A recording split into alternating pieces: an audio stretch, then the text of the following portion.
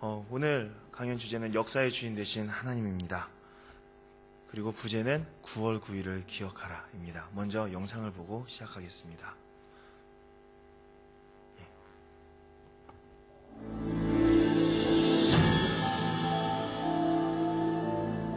Each year, Open Doors assembles the World Watch List to focus the world's attention on places where religious freedom is limited, where persecution occurs. The list includes the 50 most oppressive places in the world for Christians to live. The purpose is to enable followers of Jesus around the world to unite in prayer, advocacy, assistance, and encouragement for suffering believers. Let me tell you about the top 10 countries on the World Watch List for 2010. Number 10, Uzbekistan. Here it is illegal to tell people about Jesus or import religious material. Media campaigns against Christians are widespread, and many are forced to leave their homes due to threats by their communities. Number 9, Laos. Christians here are under strict government surveillance. Communities apply severe pressure to anyone who abandons the worship of evil spirits. Number 8, Mauritania. Converting to Christianity is a forbidden yet. The government is increasing the pressure on Christians through threats of imprisonment or death. They're seeking to eliminate the gospel's presence and impact. Number 7, Yemen. Islam is the state religion. No one is allowed to convert from this religion. Disobeying this law brings severe opposition and possible death from authorities and extremists. Number 6, Afghanistan. Christians must remain hidden here. If they are discovered, they face the loss of their family, home, and job. They are beaten, imprisoned, and often killed. Number 5, Maldives. All citizens must embrace Islam. If anyone converts to another religion, they face the loss of citizenship.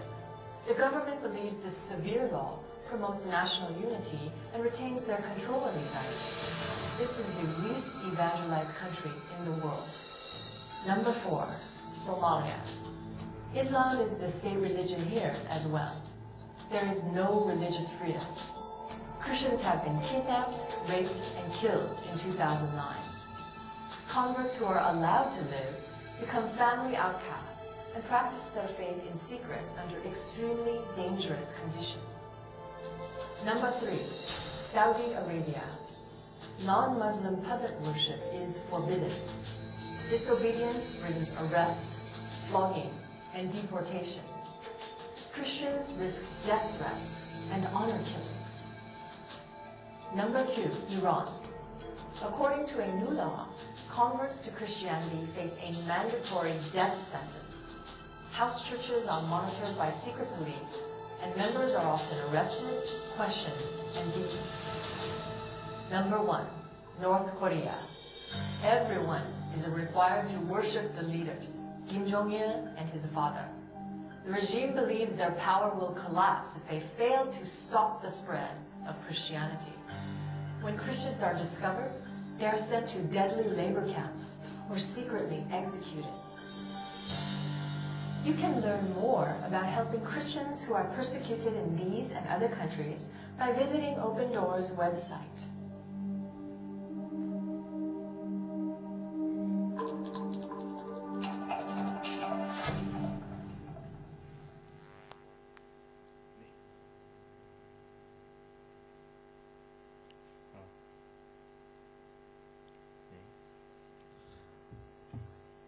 여러분, 기독교 박해라는 것이 얼마나 보편적인 상태인지 여러분이 아실 필요가 있습니다. 인류 역사상 기독교를 자유롭게 믿을 수 있었던 나라는 그다지 흔치 않아요. 그런데 문제는 기독교가 박해를 당한다고 해도 이렇게 한 나라에서 계속 박해를 받진 않아요. 이게 로마 제국 시대에 기독교 박해를 받던 사진인데, 로마 제국 때도 제국 내내 박해를 했던 게 아닙니다. 로마에서 박해를 하면 지방에선 괜찮고, 동부에서 박해를 하면 서부에선 괜찮고, 그러면서 특별히 10년간 심한 박해가 있었던 기간도 있고요. 특별히 한 6개월 박해가 있던 기간도 있고 그랬어요. 여러분, 아돌프 히틀러 때도 독일 교회가 박해를 받았지만 그것은 2, 3년 뿐입니다. 일제시대 때도 기독교가 박해를 받았지만 그건 1938년부터 45년까지 딱 7년 박해를 받았어요.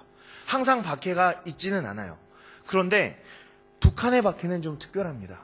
북한은 공권력에 의해서 한 나라 전체에서 도망도 못 가고 끊임없이 70년간 박해를 했다는 거예요. 이런 기독교 박해는 인류 역사상 교회사 전체에 거의 존재하지 않습니다. 그래서 북한에는 40만의 지하교회 성도들이 있고 약 2만에서 3만 정도, 많이 잡으면 5만까지도 어떤 강제 수용소에서 기독교인들이 벌을 받고 있다는 것입니다. 많은 기독교인들이 이미 죽었습니다. 14,000명가량의 순교자가 지금 기록되어지고 있습니다. 그런데 어떻게 해서 북한은 이렇게 오랫동안 박해를 받는가? 하나님께서 왜 자기의 자녀들을 이렇게 오랫동안 박해를 받도록 허용하시는가? 거기에는 이유가 있습니다. 그것은 9월 9일에 일어났던 일들 때문입니다. 9월 9일에 김정일이 집권을 했습니다. 98년도 9월 9일입니다. 그때 김일성 죽고 빡 북한이 열릴 수도 있었는데 안 열렸어요. 그리고 계속해서 고난이 있었습니다.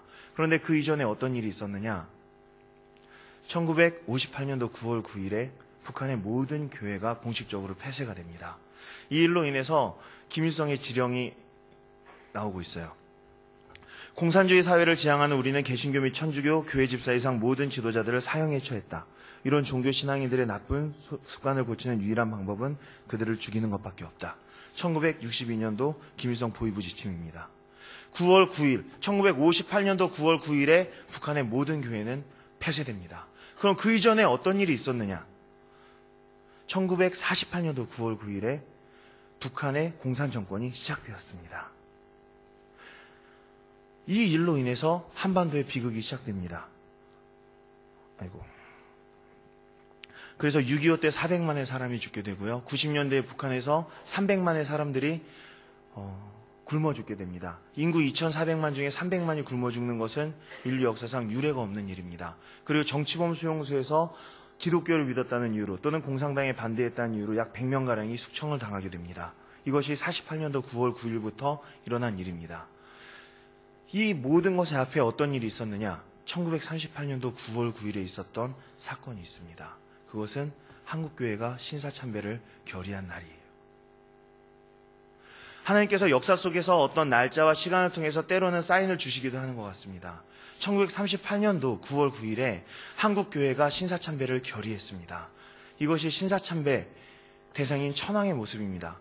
신사참배는 무엇이냐면요. 이 지금 보이는 모습대로 12시에 정오에 땅 사이렌이 울리면 사람들이 있는 자리에서 일어나서 천황폐하가 계신 동쪽으로 다 같이 절을 해야 되는 겁니다. 주일 11시 예배 드리다 보면 12시가 되겠죠? 12시에 온 교인이 일어나서 동쪽으로 천황께 절을 해야 되는 거예요. 그리고 교회 강대상을 비롯해서 학교 교실이나 어디에 가나 신사라는 게 하나씩 있었습니다. 거기 천황의 조상들의 위패가 모셔져 있었어요. 지나갈 때마다 그것을 볼 때마다 절해야 됐었습니다. 그러면은 이것을 해야 되느냐 안 해야 되느냐 교회 안에서 많은 논란이 있었는데 결국 박해가 두려워서 교단 총회에서 이것을 하기로 결정을 했습니다. 그래서 마지막까지 버텼던 교단이 장로교단인데 1938년도 9월 9일에 장로교단에서 신사참배를 결의하고 그 목사님들이 일어나서 가서 신사참배를 하고 있는 그 사진이에요. 그리고 이것은 감리교단에서 신사참배를 하고 나서 모은 천황폐하께 드리는 헌금으로 전투기 세대값을 이렇게 일본 정부에 드리고 있는 모습이에요. 일본 천황 종교에서는 신도라고 하는데 세례를 합니다. 이 세례는 오직 신도의 그 무녀들 그리고 신도의 승려들만 받는 세례예요. 모든 개신교의 목회자들을 신도의 세례를 의무적으로 받아야 됐습니다. 일제시대 때 신도의 세례를 받고 있는 목사님들의 사진입니다. 그리고 이게 그 사진이에요. 여러분, 인류 역사상 심한 박해와 배교가 이어졌던 적은 많이 있어요. 심지어는 목회자들까지도 배교한 적도 있습니다. 그러나 기독교가 교리를 바꾼 적은 없어요. 많은 성도들이 배교를 할 수도 있고 심지어 성직자까지도 배교할 수는 있지만 교리를 바꾼 적은 없어요. 교단 총회에서 우리 장로교회 법은 우리 감리교회 법은 신사참배가 우상숭배가 아니라는 것이다. 이렇게 교리를 바꾸는 부끄러운 일은 2000년 교회사에 오직 한국교회만 했다는 거예요. 그것이 1938년도에 평양에서 일어난 일입니다. 왜? 당시는 평양이 기독교의 중심이었거든요. 평양에 대부흥이 임했었고 평양은 동방의 예루살렘이었어요. 그래서 모든 교단의 총회들이 평양에서 열렸죠. 그 평양에서 하나님의 성령이 강력하게 임했던 평양에서 성령께서 떠나시는 거예요. 마치 에스겔서에서 나타나는 것처럼 하나님의 영광이 우상숭배가 가득한 예루살렘 성전에서 떠납니다. 그것을 선지자의 에스겔이 보고 슬퍼하며 통곡을 합니다. 그렇게 해서 떠난 거예요. 여러분, 사사기를 보시면요, 이스라엘 백성들이 우상숭배를 합니다. 그러니까 하나님께서 그들을 우상을 섬길 수 있도록 정말 한번 배 터지게 우상을 숭배해봐라, 한번 신나게 우상을 숭배해봐라 해서 8년 동안 우상을 섬기는 메소포타미아의 노예가 되게 하십니다. 그리고 나중에 너무 불쌍하셔서 사사 온니엘을 보내서 구해주세요. 그게 첫 번째 사사입니다. 그랬는데도 그 사람들이 계속해서 우상 숭배를 하니까 그때마다 계속해서 다른 이방 민족에게 주다가 구해주는데 이게 점점 기간이 늘어나요. 나중에 드보라 때는 20년 박해를 받은 다음에 사사가 나타나요. 그래서 드보라가 구원합니다. 그리고 나중에는 40년 박해 받은 다음에 사사가 나타나요. 그게 삼손이에요. 그리고 나중에는 너무 우상숭배 심하게 하니까 하나님께서 바벨론에 갖다 팔아버리셨는데 그때가 70년입니다. 이렇게 해서 우상숭배를 하는 민족들에게 하나님께서 큰 오랜 기간 동안의 벌을 주세요. 그래서 우리가 북한의 고난은 단순하게 거룩하고 아름다운 북한 지하교회의 순교행전 이렇게 볼 수가 없는 거예요. 이거 우리 민족이 1938년도에 지었던 우상숭배로 인해서 하나님께서 주신 벌이에요. 38년도면 해방되기 7년 전입니다. 7년의 고난을 이기지 못해서 70년의 고난을 받게 되고 북한은 지금 우상을 숭배하는 나라가 된 것입니다. 그러면 여러분, 우리가 어떻게 해야 될까요? 우리가 쉽게 얘기합니다. 구약은 율법이고 신약은 은총이야. 그렇지 않습니다. 이스라엘 백성들이 어떻게 해서 구원받았나요? 사사 임재를 위한 40일 특별 새벽 기도회, 전략적인 기도 모임 이런 거 했나요? 안 했습니다. 그냥 하나님이 착하셔서, 하나님이 공짜로 불쌍해서 하나님이 착하셔서 그냥 구해주셨던 거예요. 구약도 은총이에요. 그래서 하나님께서 결국은 그 백성들을 오랫동안 고통받는 걸 보지 못하고 구해주신다는 거예요. 제가 북한이 45년도부터 고난을 당했으니까 2015년이면 70년이 되니까 2015년에 북한이 열립니다, 이렇게 예언하는 게 아니에요. 숫자 장난하는 게 아닙니다. 그러나 하나님의 성품상 하나님께서 한 민족을 영원히 오랫동안 버리시지는 않는다는 거예요. 그래서 하나님께서 분명히 북한을 구원하신다는 것입니다. 북한의 문이 열리고 그곳에 있는 기독교인들이 다시 만세를 부르는 날을 하나님께서 주신다는 거예요. 그래서 우리가 역사 속에서, 그 시대 속에서 그 때를 분별해야 됩니다. 2011년은 자유의 해였습니다. 2011년에 굉장히 많은 일들이 일어났어요. 볼까요? 리비아의 카다피가 1969년부터 50년간 독재 정치를 하다가 2011년에 죽었습니다. 이집트의 무바라크가 30년 동안 이집트를 다스리다가 2011년에 권력을 잃어요. 이 두 사람은요, 김정일의 동갑내기 친구들이에요. 항상 편지를 주고받고 이렇게 안부를 주고받던 친구들이에요. 2011년에 코트디부아르의 그바부보라는 독재자가, 이름이 참 바보 같죠? 그바부보예요. 2011년에 권력을 잃어요. 그리고 예멘의 압돌라 대통령이 30년간 다스리다가 2011년에 권력을 잃습니다. 빈라덴도 2011년에 죽어요. 도대체 이게 무슨 일이냐? 2011년은 전 세계에 자유가 선포되고 독재자들이 죽는 해였습니다. 그리고 그 가운데서 제스민 혁명이 일어나는 거예요. 중동의 민주화의 바람이 불었습니다. 이때 도대체 어떤 일이 일어나지? 그리고 그때 최고의 하이라이트가 바로 김정일의 죽음이었어요. 김정일도 2011년을 넘기지 못하고 죽어서 2011년에 죽은 독재자들의 맥을 같이 하게 됩니다. 2011년에 김정일이 12월 19일에 죽었습니다. 12월 19일, 아직 2012년이 되기 열 하루 전에 죽어버린 거예요. 이것은 엄청난 의미가 있습니다. 왜? 북한은요, 2012년까지 하고자 하는 계획이 있었기 때문이에요. 북한은 2012년까지 대한민국을 적화시키기로 작정을 하고 있었습니다. 어떤 돈으로? 한국의 돈으로. 한국은 북한의 달러 박스였던 거예요. 우리는 쉽게 얘기합니다. 북한은 중국에서 보내주는 돈으로 먹고 사는 나라야. 전혀 그렇지 않습니다. 우리가 보내주는 돈으로 먹고 살고 있어요. 볼게요. 중국에서 북한에게 무역을 허락해서, 무역을 해서 1년에 주는 돈이, 그냥 물건과 바꿔준 돈이 7.9억 달러예요. 그런데 남한에서 북한으로 공짜로 그냥 준 돈이 7억에서 9억 달러입니다. 노무현 대통령님 때, 김대중 대통령님 때 우리 민족들이 북한을 긍휼히 여겨서 1년에 7억 달러에서 9억 달러를 무상으로 원조를 해줬는데 이거 다 합하면 69억 5천만 달러가 됩니다. 여러분, 박정희 대통령 때 독일에 가서 광부들과 간호사들의 월급을 체불해가지고 그것을 담보로 삼아서 갖고 온 돈이 얼마인 줄 아세요? 그때와 지금의 화폐 가치 차이는 있지만 1억 달러입니다. 그 1억 달러를 가지고 우리는 경제개발해서 여기까지 온 거예요. 그런데 우리는 북한에 69억 5천만 달러를 공짜로 줬어요. 우리는 통일이 돼도 자랑스럽게 인민들에게 할 말이 있습니다. 우리 너네 위해서 진짜 많이 했어. 교회들마다 돈 보내서 돈 모아서 보내줬어. 69억 5천만 달러는요, 북한 주민 전체가 27년간 한 끼도 굶어 죽지 않고 먹을 수 있는 돈이에요. 그 돈을 9년에 걸쳐서 보내준 거예요. 그러면 만일에 북한이 이 돈을 가지고 경공업을 일으켰다. 지금 베트남이나 태국 수준은 됐을 겁니다. 만일에 북한이 그 돈을 가지고 국민들에게 먹였다. 북한 주민들 모두 비만에 걸렸을 거예요. 그런데 북한은 그 돈을 인민들에게 주지 않았습니다. 그러면은 어디다가 썼을까요? 2012년까지만 참으라고 했어요. 도대체 2012년에 무슨 일이 일어날 거길래 참으라고 했을까? 북한은요, 예수님을 싫어하기 때문에 서기력을 쓰지 않습니다. 주체력을 씁니다. 주체 1년은 1912년이에요. 왜? 김일성이 1912년에 태어났어요. 그럼 지금이 몇 년이죠? 주체 101년입니다. 김일성 탄생 100주년이 되는 2012년에 통일을 이루겠다. 이것을 2001년부터 얘기를 했던 거예요.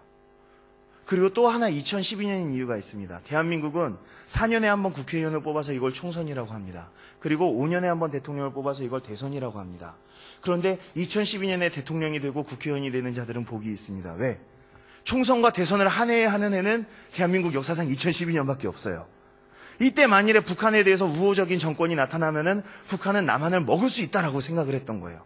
그래서 2012년까지만 참으라 하고 그 돈을 가지고 핵 개발을 하고 미사일 개발을 했던 겁니다.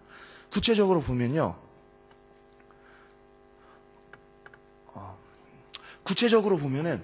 북한은 먼저 핵 개발을 시작을 해요. 핵 개발을 해서 그게 언제 성공했죠? 노무현 대통령 임기가 끝나시기 전에 핵 개발이 성공을 합니다. 절대로 이명박 초기가 아닙니다. 노무현 대통령님 때 성공했어요. 저는 노무현 대통령님께서 자살하신 이유 중에 그것도 있다고 생각합니다. 북한의 배신. 그렇게 많이 보내드렸는데. 그 돈을 가지고 이 사람은 핵을 개발한 거예요. 핵 개발하는 건 쉬운 일이에요. 핵무기는 1945년도에 나온 무기입니다. 이 무기는요, 돈만 있으면 다 만들 수 있어요. 그런데 문제는 핵을 미국에 쏠 수 있어야 됩니다. 미국에 핵을 쏴야 되는 이유는 뭐냐? 절대로 미국은 절대선이 아니에요. 미국은 자국의 핵무기를 날려보낼 수 있는 나라와는 절대로 전쟁을 하지 않습니다. 만일에 북한에서 미국으로 핵무기 10개를 날렸습니다. 9개가 격추됐습니다. 하나가 LA에 떨어졌습니다. LA가 히로시마가 돼서 100만 명이 죽었습니다. 북한도 보복 타격을 당해서 멸망하겠지만 미국도 대통령 끌어내려집니다. 그래서 미국은 절대로 핵을 쏠 수 있는 나라랑 전쟁하지 않아요. 만일에 북한이 미국을 핵으로 쏠 수 있는 딱 수준이 됐다. 그리고 그때 북한에 대해서 우호적인 국회의원과 대통령이 뽑혔다. 그러면 주한미군은 철수하는 거예요. 이것이 북한의 계획이었어요. 그래서 2012년까지는 무슨 일이 있어도 핵을 개발해야 된다. 그래서 2006년까지 핵 개발이 완료가 되는 거예요. 그러나 문제는 핵을 어떻게 하면 미국에 보내느냐는 거죠. 세 가지 방법이 있습니다. 하나는 비행기에 달아가서 떨어뜨리는 겁니다. 수천 개의 전투기가 날라와서 맞겠죠. 또 하나의 방법은 미사일로 쏘는 거예요. 그런데 여러분 미사일에 대해서 좀 아십니까? 미사일이 교회만한데 연료가 들어가면 얼마나 들어가겠습니까? 그게 3만 킬로미터를 날아서 조종사도 없는데 가서 미국에 갈 수 있을까요? 이걸 크루즈 미사일이라고 해요. 이걸 만들 수 있는 나라는 전 세계 미국밖에 없습니다. 제가 장교 출신이거든요. 그런데 그럼 마지막 좀 쉬운 방법이 뭐냐면 지구가 둥글잖아요. 로켓을 쏘는 거예요. 수직으로 로켓을 쏩니다. 그럼 로켓이 가면 지구가 돌잖아요. 그럼 로켓이 하늘에서 다시 떨어지는 거예요. 그럼 미국에 떨어져요. 이건 되게 쉬운 방법이에요. 이게 세 번째 방법입니다. 그러니까 북한은 2007년까지 죽어라고 핵을 개발하고 2007년부터 2012년까지는 열심히 로켓을 개발해서 2012년에 선거 전에 그 능력을 갖기로 했었어요.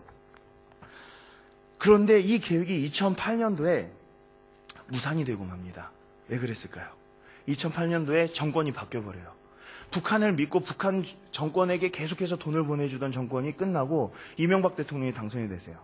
이명박 대통령께서 당선돼서 제일 먼저 하신 일이 북한에 돈 보내는 걸 중단한 겁니다. 나의 전임자인 김대중 대통령, 노무현 대통령께서 보내드린 이 69억 5천만 달러를 북한은 핵 개발에 썼네. 그래서 이렇게 얘기합니다. 이제부터 우리는 북한에 돈을 보내지 않겠다. 그러나 핵을 포기한다면 그냥 현찰을 보내주는 게 아니라 북한의 국민소득을 3,000달러까지 올려주겠다. 그게 비핵 3,000 비전이에요. 북한에서는 당연히 싫다고 했겠죠. 그러면서 로켓을 개발할 돈이 들어오기를 계속 기다렸습니다. 계속해서 안 보냈습니다. 여러분 믿기지 않으시겠지만 이명박 대통령은 대한민국 역사상 최다 득표차로 대통령이 된 사람이에요. 가장 인기 있는 대통령이었어요. 뽑힌 직후에. 근데 3개월이 지나자마자 전국에서 촛불 시위와 이명박 물러가라 구호가 대한민국을 전체를 덮게 됩니다. 이게 북한에서 어느 정도 손을 썼던 거예요. 그러면서 계속해서 대한민국을 압박을 하는 거예요. 그러는 가운데에서 2008년 7월 11일에 금강산을 관광하던 박광자 씨를 조준사격으로 죽여버립니다. 이 박광자 집사님이 죽어버리니까 이게 무슨 뜻이죠? 돈 내놓으라 이거예요. 촛불 시위에 절정해서 죽였어요. 그런데 우리 정부에서는 돈을 보내지 않았습니다. 대신에 금강산 관광을 중단시켜버렸어요. 북한이 갖고 있는 최고의 돈줄은 세 개였습니다. 무역, 관광, 원조예요. 근데 그 관광이 없어져요. 북한도 자존심이 상하니까 여기에 대해서 개성 관광을 중단시키는 걸로 맞짱을 놓았습니다. 그거 자기네들 손해죠. 우린 개성 말고도 갈 데가 얼마나 많은데. 그래서 북한은 돈줄이 그때 말라버리는 거예요. 그리고 나서 2009년도 9월 16일에 임진강에 관광객들을 수몰시켜버립니다. 제가 이때 임진강에서 소대장을 하고 있었습니다. 임진강은 상류가 북한에 있고 하류가 남한에 있어요. 그러니까 피서객들이 모여서 수영하고 있을 때 상류에서 댐을 막았다가 한꺼번에 터뜨리면 관광객들이 죽는 거예요. 제가 이때 여기서 장교였는데 난리도 아니었습니다. 수공을 당한 거예요. 무슨 뜻이죠? 돈 내놓으라 이거예요. 그러나 우리 정부는 돈을 내놓지 않았습니다. 그러면서 북한에 봄이 오기 시작하는 거예요. 여러분, 이거 한 가지를 이해하셔야 됩니다. 우리가 북한에 돈을 보내면 보낼수록 북한 주민들은 굶주립니다. 우리가 북한에 돈을 안 보내면 안 보낼수록 북한 주민들은 배가 부릅니다. 이해가 되시나요? 왜 그런지 설명해 드릴게요. 북한은 기본적으로 배급제 사회입니다. 그러니까 온 국민이 공무원이에요. 공장에 출근합니다. 열심히 박격포를 만들어요. 여기는 박격포 공장입니다. 저 사람은 비난론을 만들고 저 사람은 구두를 만들고 저 사람은 옷을 만들어요. 그럼 박격포를 다 생산했습니다. 이 박격포를 먹을 수도 없고 팔 수도 없죠. 그러면은 누가 월급을 주죠? 나라에서 쌀을 주는 거예요. 물론 그냥 주지는 않습니다. 자, 10계명 아니 김일성 유일사상 영도원칙 10대 원칙 외워봐. 뭐 이래가지고 사상교육을 시키고 쌀을 줘요. 그걸 바로 배급이라고 하는 겁니다. 그런데 96년부터 99년 사이에 북한에서 돈이 다 떨어지고 소련이 무너지면서 이 사람들이 돈이 없어진 거예요. 돈이 없으니까 박격포 공장에서 박격포를 만들었는데 아무것도 안 나와요. 당을 믿고 기다리면서 계속 만들어요. 나중에 재료가 떨어져요. 계속 가만히 있어요. 그렇게 굶어 죽은 거예요. 전시에도 2,400만 인구 중에 300만 죽기는 쉽지 않아요. 북한은 평시에 300만이 굶어 죽은 거예요. 왜? 배급제라는 것 때문에 그래요. 그래서 배급제 때문에 그게 무너지면서 북한 정부가 용단을 내립니다. 뭐냐? 할 수 없다. 너희들 나가서 알아서 농사지어서 알아서 장사해서 먹고 살아라. 박격포 공장이 오지 않아도 좋다. 원래는 불법이지만 나가서 개인 장사, 개인 농사해라. 그렇게 해서 만든 밭이 다락밭이라는 거예요. 협동농장이 아니라. 그리고 그렇게 해서 이 사람들이 중국으로 넘어갑니다. 배가 고프니까. 중국으로 넘어가서 매춘도 하고 인신매매도 하고 또 노가다도 합니다. 돈을 벌었어요. 돈을 벌어서 그것으로 나이키 짝퉁 티셔츠 이런 거 사가지고 압록강을 다시 넘어옵니다. 그래서 물건을 팔아요. 그게 바로 장마당이에요. 장마당과 이제 다락밭에서 자기 것들이 생산되기 시작하니까 어떻게 됐을까요? 점점 부유해집니다. 왜? 자본주의가 돌아가기 시작하니까 부유해지는 거예요. 그러다가 갑자기 남한에서부터 돈이 들어갑니다. 69억 5천만 달러가 들어가요. 정부 입장에서는 주민들이 잘 먹고 잘 사는 게 좋을까요? 아니면 박격포가 생산되는 게 중요할까요? 박격포가 중요합니다. 그러니까 주민들한테 자, 배급 줄게 생겼으니까 박격포 공장으로 다시 출근해라 그럽니다. 아니 나는 지금까지 7년 동안 농사를 지어서 이만큼 내 땅을 산속에다가 일구었는데 나는 지금 중국과 신용거래가 이만큼 되고 지금 자산이 이만큼 됐는데 안 돼. 근데 그때 가서 원래 불법이었어. 우리나라 원래 공산주의 국가였거든 하면서 다 때려 엎은 거예요. 그러면서 삶의 터전을 잃은 사람들이 탈북하기 시작합니다. 그래서 탈북자는 2004년부터 2006년 사이에 제일 많이 넘어와요. 그때가 언제냐? 햇볕 정책 절정기예요. 남한에서 돈이 제일 많이 가던 시절에 탈북자가 제일 많이 생겼던 이유는 그거예요. 우리가 돈을 함부로 보내면 그것은 북한의 체제를 유지하는 데 쓰이는 거예요. 탈북자 1000명을 잡고 물어봐도 북한에 돈 보내면 안 된다라고 이야기를 합니다. 그런데 이명박 대통령 정부 들어서 2년 동안 돈을 보내지 않았습니다. 그러니까 배급제가 어떻게 됐을까요? 다시 무너지기 시작하는 거예요. 그러면서 이 사람들이 다시 장마당으로 가기 시작합니다. 다시 장사를 하러 중국을 왔다 갔다 하기 시작합니다. 근데 문제는 지금의 중국은 그 이전의 중국과 다른 거예요. 한류가 넘치는 중국. 완전 경제가 부흥한 중국이었습니다. 그 사람들이 왔다 갔다 하면서 평양 상설시장에 USB가 없어서 못 팔게 되었습니다. 여기엔 뭐가 들어있을까요? 한국 드라마, 영화. 최신 영화 한 편이 쌀 2kg에서 3kg가 거래가 되기 시작합니다. 그러면서 북한의 경제가 활성화되기 시작하는 거예요. 정부는 굽는데 경제는 활성화되기 시작하는 거예요. 그런데 북한 정부는 지금 큰일 났죠. 왜? 2012년까지 로켓 개발해야 되잖아요. 그래서 나온 게 뭐냐면, 주민들은 돈이 많아졌으니까 주민의 돈을 뺏어서 그걸로 로켓을 개발하면 되겠다라고 생각을 하게 됩니다. 그래서 나온 것이 바로 화폐개혁이에요. 이 화폐개혁은 뭐냐면, 지금부터 세종대왕이 들어간 10,000원짜리는 무효입니다. 이순신 장군이 들어간 10,000원짜리를 새로 만들겠습니다. 그러니까 지금까지 갖고 있던 돈은 다 은행으로 갖고 와서 바꿔가셔야 됩니다. 그럼 지금까지 암거래해가지고 모았던 돈들은 다 뭐가 되는 거죠? 은행이 갖고 왔는데, 야, 공산주의 국가에서 넌 어떻게 2억 원이나 갖고 있냐? 그럼 어떻게 되는 거예요? 큰일 나는 거잖아요. 그래서 그 화폐개혁을 하면서 주민들이 많은 재산을 잃어요. 그리고 그 화폐를 개혁했던 사람들도 10대 1로 바꿨는데 인쇄기는 북한 정부가 갖고 있거든요. 100배의 돈을 찍어냅니다. 그래서 북한 주민들이 갖고 있던 현찰은 10대 1의 가치로 폭락을 해버려요. 한마디로 속된 말로 북한 정부가 주민에게서 삥을 뜯은 겁니다. 이렇게 되면서 북한 정부는 로켓을 개발할 수 있는 돈을 다시 만들게 되었어요. 근데 부작용이 일어납니다. 이런 사진들이 전송되어 오기 시작한 거예요. 이게 뭐죠? 잘 보이시나요? 김정일 사진 불태우고 있는 모습입니다. 여기에다 파마 머리도 그려놓고 코수염도 그려놓고 불태우고 있어요. 이건 상상도 할 수 없는 일입니다. 이런 사진도 옵니다. 김정일 얼굴 위에 날강도라고 써놓고 불을 태우고 있는 모습이에요.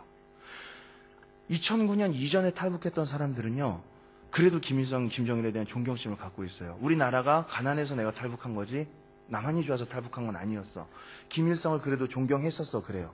그런데 이 화폐개혁 이후에는요, 다른 얘기들이 나오기 시작합니다. 장마당에 경찰들이 와가지고 때려 엎습니다. 그런데 사람들이 경찰들한테 아줌마들이 일어나서 돌을 던지고 욕을 하기 시작합니다. 보위부원들이 와가지고 어떤 사람을 체포해 갑니다. 다음 날 그 보위부원이 야산에서 시체로 발견이 되는 거예요.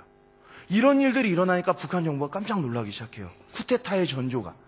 이러면서 그때 탈북한 제 제자들은 그런 얘기를 해요. 아침에 출근하면서 김일성 사진에 침을 퇴 뱉고 나가고 들어오면서 잘 있었니? 퇴 하고 들어왔다는 거예요.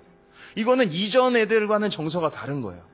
화폐개혁 이후로 북한이 민심을 잃으면서 북한이 일으킨 사건이 바로 천안함 사건입니다. 이 천안함 사건을 일으킨 이유는 남한에게 뭐가 불만이 있어서가 아니라 북한의 내부를 단속하기 위해서였어요. 야, 지금 우리가 전쟁의 위협 가운데 있다. 그러니까 북한 주민들이여 장군님 밑에 모여라. 이러기 위해서 터뜨린 거예요. 근데 이게 타이밍이 기가 막혔습니다. 왜냐하면 이때쯤 되면 우리 이명박 장로님께서 신앙심이 다 떨어지셔가지고 좀 큰일 났었어요. 뭐냐면, 야, 난 어떻게 집권하고 3개월 만에 시위가 나기 시작해서 아직까지도 시위를 하고 있고 온 세상에서 대통령을 이렇게 못살게 굴 수가 있을까? 안 되겠다. 나도 인기가 좀 필요하다. 그래서 정상회담을 추진하고 있었어요. 정상회담을 하면 인기가 올라가겠죠. 이 정상회담을 하려면 뭐 해야 됩니까? 북한에 돈을 몇십조 원 또 갖다 줘야 되겠죠. 그래서 그 돈을 보따리 싸고 있었어요. 싸고 있는데 쾅 소리가 나서 뒤돌아보니까 천안함이 가라앉고 있는 거예요. 제일 황당했던 건 이명박 대통령과 청와대입니다. 왜? 좀 있으면 돈을 수십조 원 갖다 줄 거였는데 왜? 북한은 내부 사정이 급해서 터뜨렸던 거거든요. 그래서 국방부에서 각하! 북한이 어뢰를 쐈습니다. 근데 그때 대통령이 큰 말실수를 하세요. 북한이 했다고 예단하지 말라. 그거 언론에 나왔습니다. 국방부에서 다시 말합니다. 북한에서 천안함을 폭침시켰습니다. 청와대랑 대한민국 정부가 다시 얘기해요. 북한이 했다고 섣불리 예단하지 말라. 3번을 그랬어요. 그래서 지금까지도 의혹이 있는 겁니다. 그래서 국방부는 너무나도 억울해서 한준호 주님께서 순직하실 때까지 바다 해수면서 샅샅이 뒤져서 저 어뢰 추진체를 찾아냅니다. 북한제 어뢰였어요. 그리고 저것을 전 세계의 합수부에서 러시아, 미국 뭐 이런 나라들, 중립국들, 스웨덴 이런 나라에서 와서 이거는 어뢰가 북한께 맞다라고 얘기를 합니다. 그리고 장로님께서 회개를 하세요. 그래서 나온 게 오이사 조치입니다. 오이사 조치는 뭐냐면 첫 번째, 사과하기 전까지는 북한 선박은 우리 해역을 운행할 수 없다예요. 북한은 바다가 2개가 있죠. 여기서 여기 가려면 이제 큰일 났죠. 이렇게 돌아가야 되겠죠. 두 번째, 남북교역이 중단됩니다. 그래서 대한민국의 시장에서 고사리 값이 확 올라요. 북한산 고사리가 안 들어오게 됐거든요. 우리가 손해본 건 거기까지고 북한은 완전히 망했습니다. 그래서 세 번째, 우리 국민의 방북 중단, 그리고 신규 투자 불어 대북 지원 사업을 못하게 했습니다. 그래서 대북 지원을 하자고 하시는 분들은 보통 뉴질랜드나 미국 시민권을 갖고 계신 분들이에요. 남한 사람들이 못하게 된 거예요. 이렇게 되니까 북한은 완전히 정부가 돈이 없어지게 된 거예요. 로켓 개발은커녕 진짜 아무것도 못하게 된 겁니다. 그래서 이 사람들이 더 강력한 메시지를 보낸 거, 돈 내놔라. 그게 연평도 포격이었습니다. 여기까지 갔는데도 남한에서 돈 안 내놓으니까 이 사람들은 더 이상 카드가 없는 거예요. 그리고 그때 이런 일이 일어났습니다. 구호나무가 불에 탔습니다. 여러분, 구호나무가 뭔지 아십니까? 모르시죠? 제가 한국의 유수의 명문대학교 북한학과에 가서 물어봤는데도 학생들이 몰랐습니다. 그러니까 여러분 모르셔도 됩니다.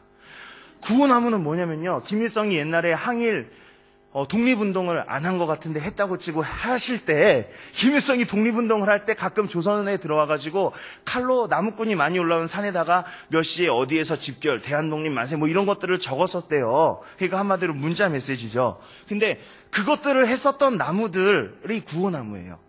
그러니까 1970년대 어느 날, 이미 해방된 지 30년이 지났을 때 김일성이 장군들을 모아놓고 말합니다. 우리가 옛날에 항일 무장 투쟁을 할 때 그때 우리가 구호나무라는 걸 만들었었지. 예? 만들었잖아! 예, 만들었죠!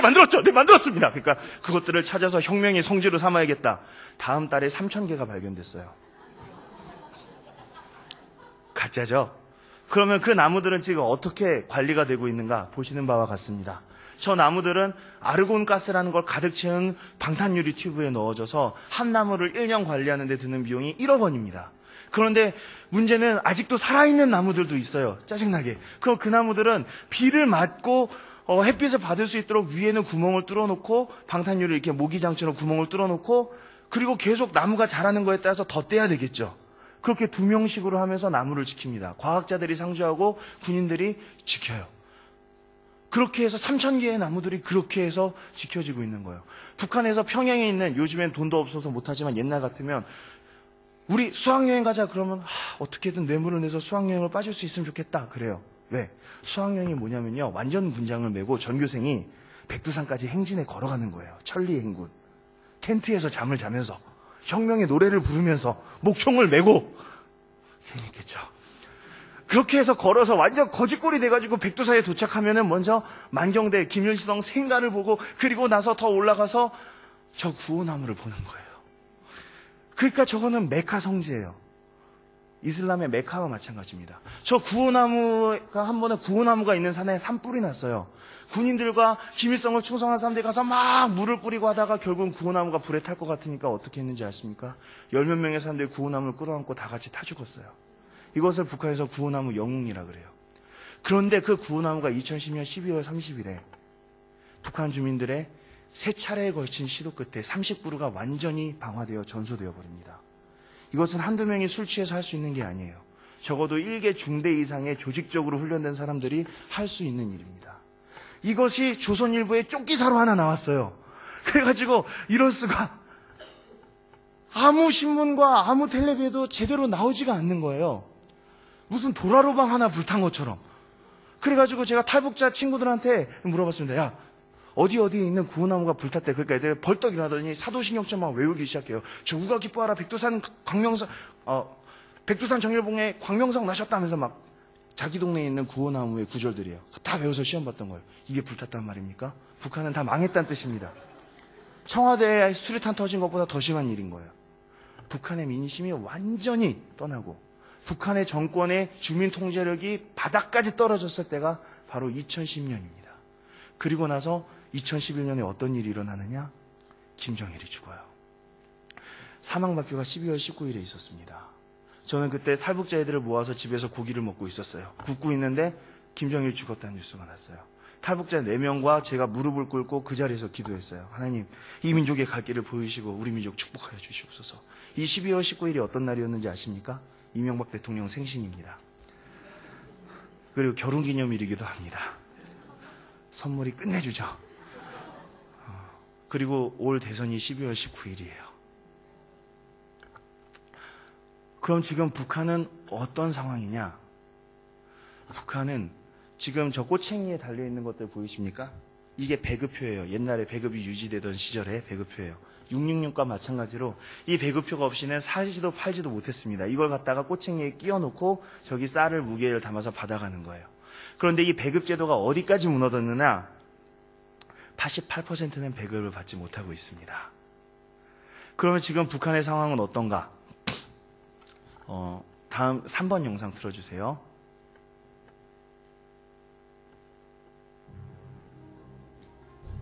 그거 말고 다음 거요. 네, 이거는 원래 소리가 없는 영상인데 이게 북한에 있는 장마당 체하시장의 모습이에요. 핸드폰으로 찍어온 거랍니다. 한번 보십시오. 우리 1980년대 도깨비 시장을 연상케 하는 그런 모습입니다. 북한에서는 그럼 어떻게 해서 사람들이 먹고 사느냐? 배급을 12%밖에 못 받잖아요. 나머지 사람들은 일단 중국에 갑니다. 그래서 중국에서 일을 해요. 그래서 중국에 지금 가 있는 북한 사람의 수는 30만 명 정도예요. 1년에 한 번 이상씩 왔다 갔다 하는 인원은 200만 명 정도 됩니다. 그리고 러시아에 2만 명의 탈북자가 있어요. 그러면은 이 사람들 중에 대한민국까지 도망을 온 사람이 몇 명이냐? 2만 4천 명이에요. 그들을 세터민이라고 합니다. 그러면은 이 북한 사람들이 200만 명이 맨날 중국을 왔다 갔다 하면서 뭘 하냐? 북한에서 안 만드는 거, 짝퉁 나이키 테이프, 짝퉁 나이키 운동화 이런 것들을 사가지고 보따리를 갖고 두만강을 넘어오는 거예요. 갈 때는 수영해서 몰래 갔지만 올 때는 뇌물을 내고 당당하게 돈을 벌었으니까 걸어 내려오는 거예요. 그러면 걸어와서 먼저 이제 압록강, 두만강 북쪽에 여기에서 500원에 팝니다. 그러면 여기서 산 사람이 더 남쪽으로 내려가서 700원에 파는 거예요. 그럼 여기서 산 사람은 더 남쪽으로 내려가서 900원에 파는 거예요. 여기서 산 사람은 더 남쪽으로 가서 1100원에 팝니다. 이게 쭉 내려가는 거를 북한 말로 달리기라고 합니다. 이 달리기 경제를 통해서 나머지 사람들은 먹고 사는 거예요. 그럼 이 달리기의 종점은 어디냐? 평양이 아니라 평양은 특별 여행증이 있어야 들어갈 수 있기 때문에 그 앞에 역이 평성역이에요. 그럼 평성에는 완전 엄청난 그 장터가 형성이 됩니다. 그럼 평양 사람들이 메이드 인 코리아가 갖고 싶다. 메이드 인 차이나가 갖고 싶다. 평성으로 장보러 나오는 거예요. 이 달리기 경제를 통해서 북한이 먹고 살고 있는 겁니다. 그래서 저런 시장이 발달하게 된 거예요. 그럼 저기서 제일 잘 팔리는 물건은 무엇일까요? 다음.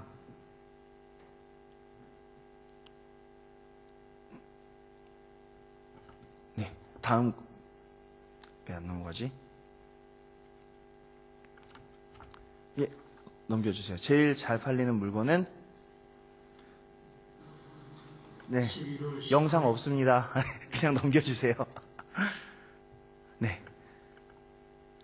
공개해주세요. 한류 물품들입니다. 왜냐면 중국이 지금 다 한류거든요. 저런 장마당에서 팔리는 것 중에 제일 많은 것들은 한국 드라마 CD들이에요. 그러면 어떻게 한국 드라마 CD를 봐요? 컴퓨터가 있어요? 컴퓨터는 없고요. 집집마다 요만한 CD 플레이를 불법으로 갖다가 달면은 거기서 한국 드라마가 나오는 거예요. 얼마나 쉬워요. 불법으로 복제해서 나와서 팔면 되는데.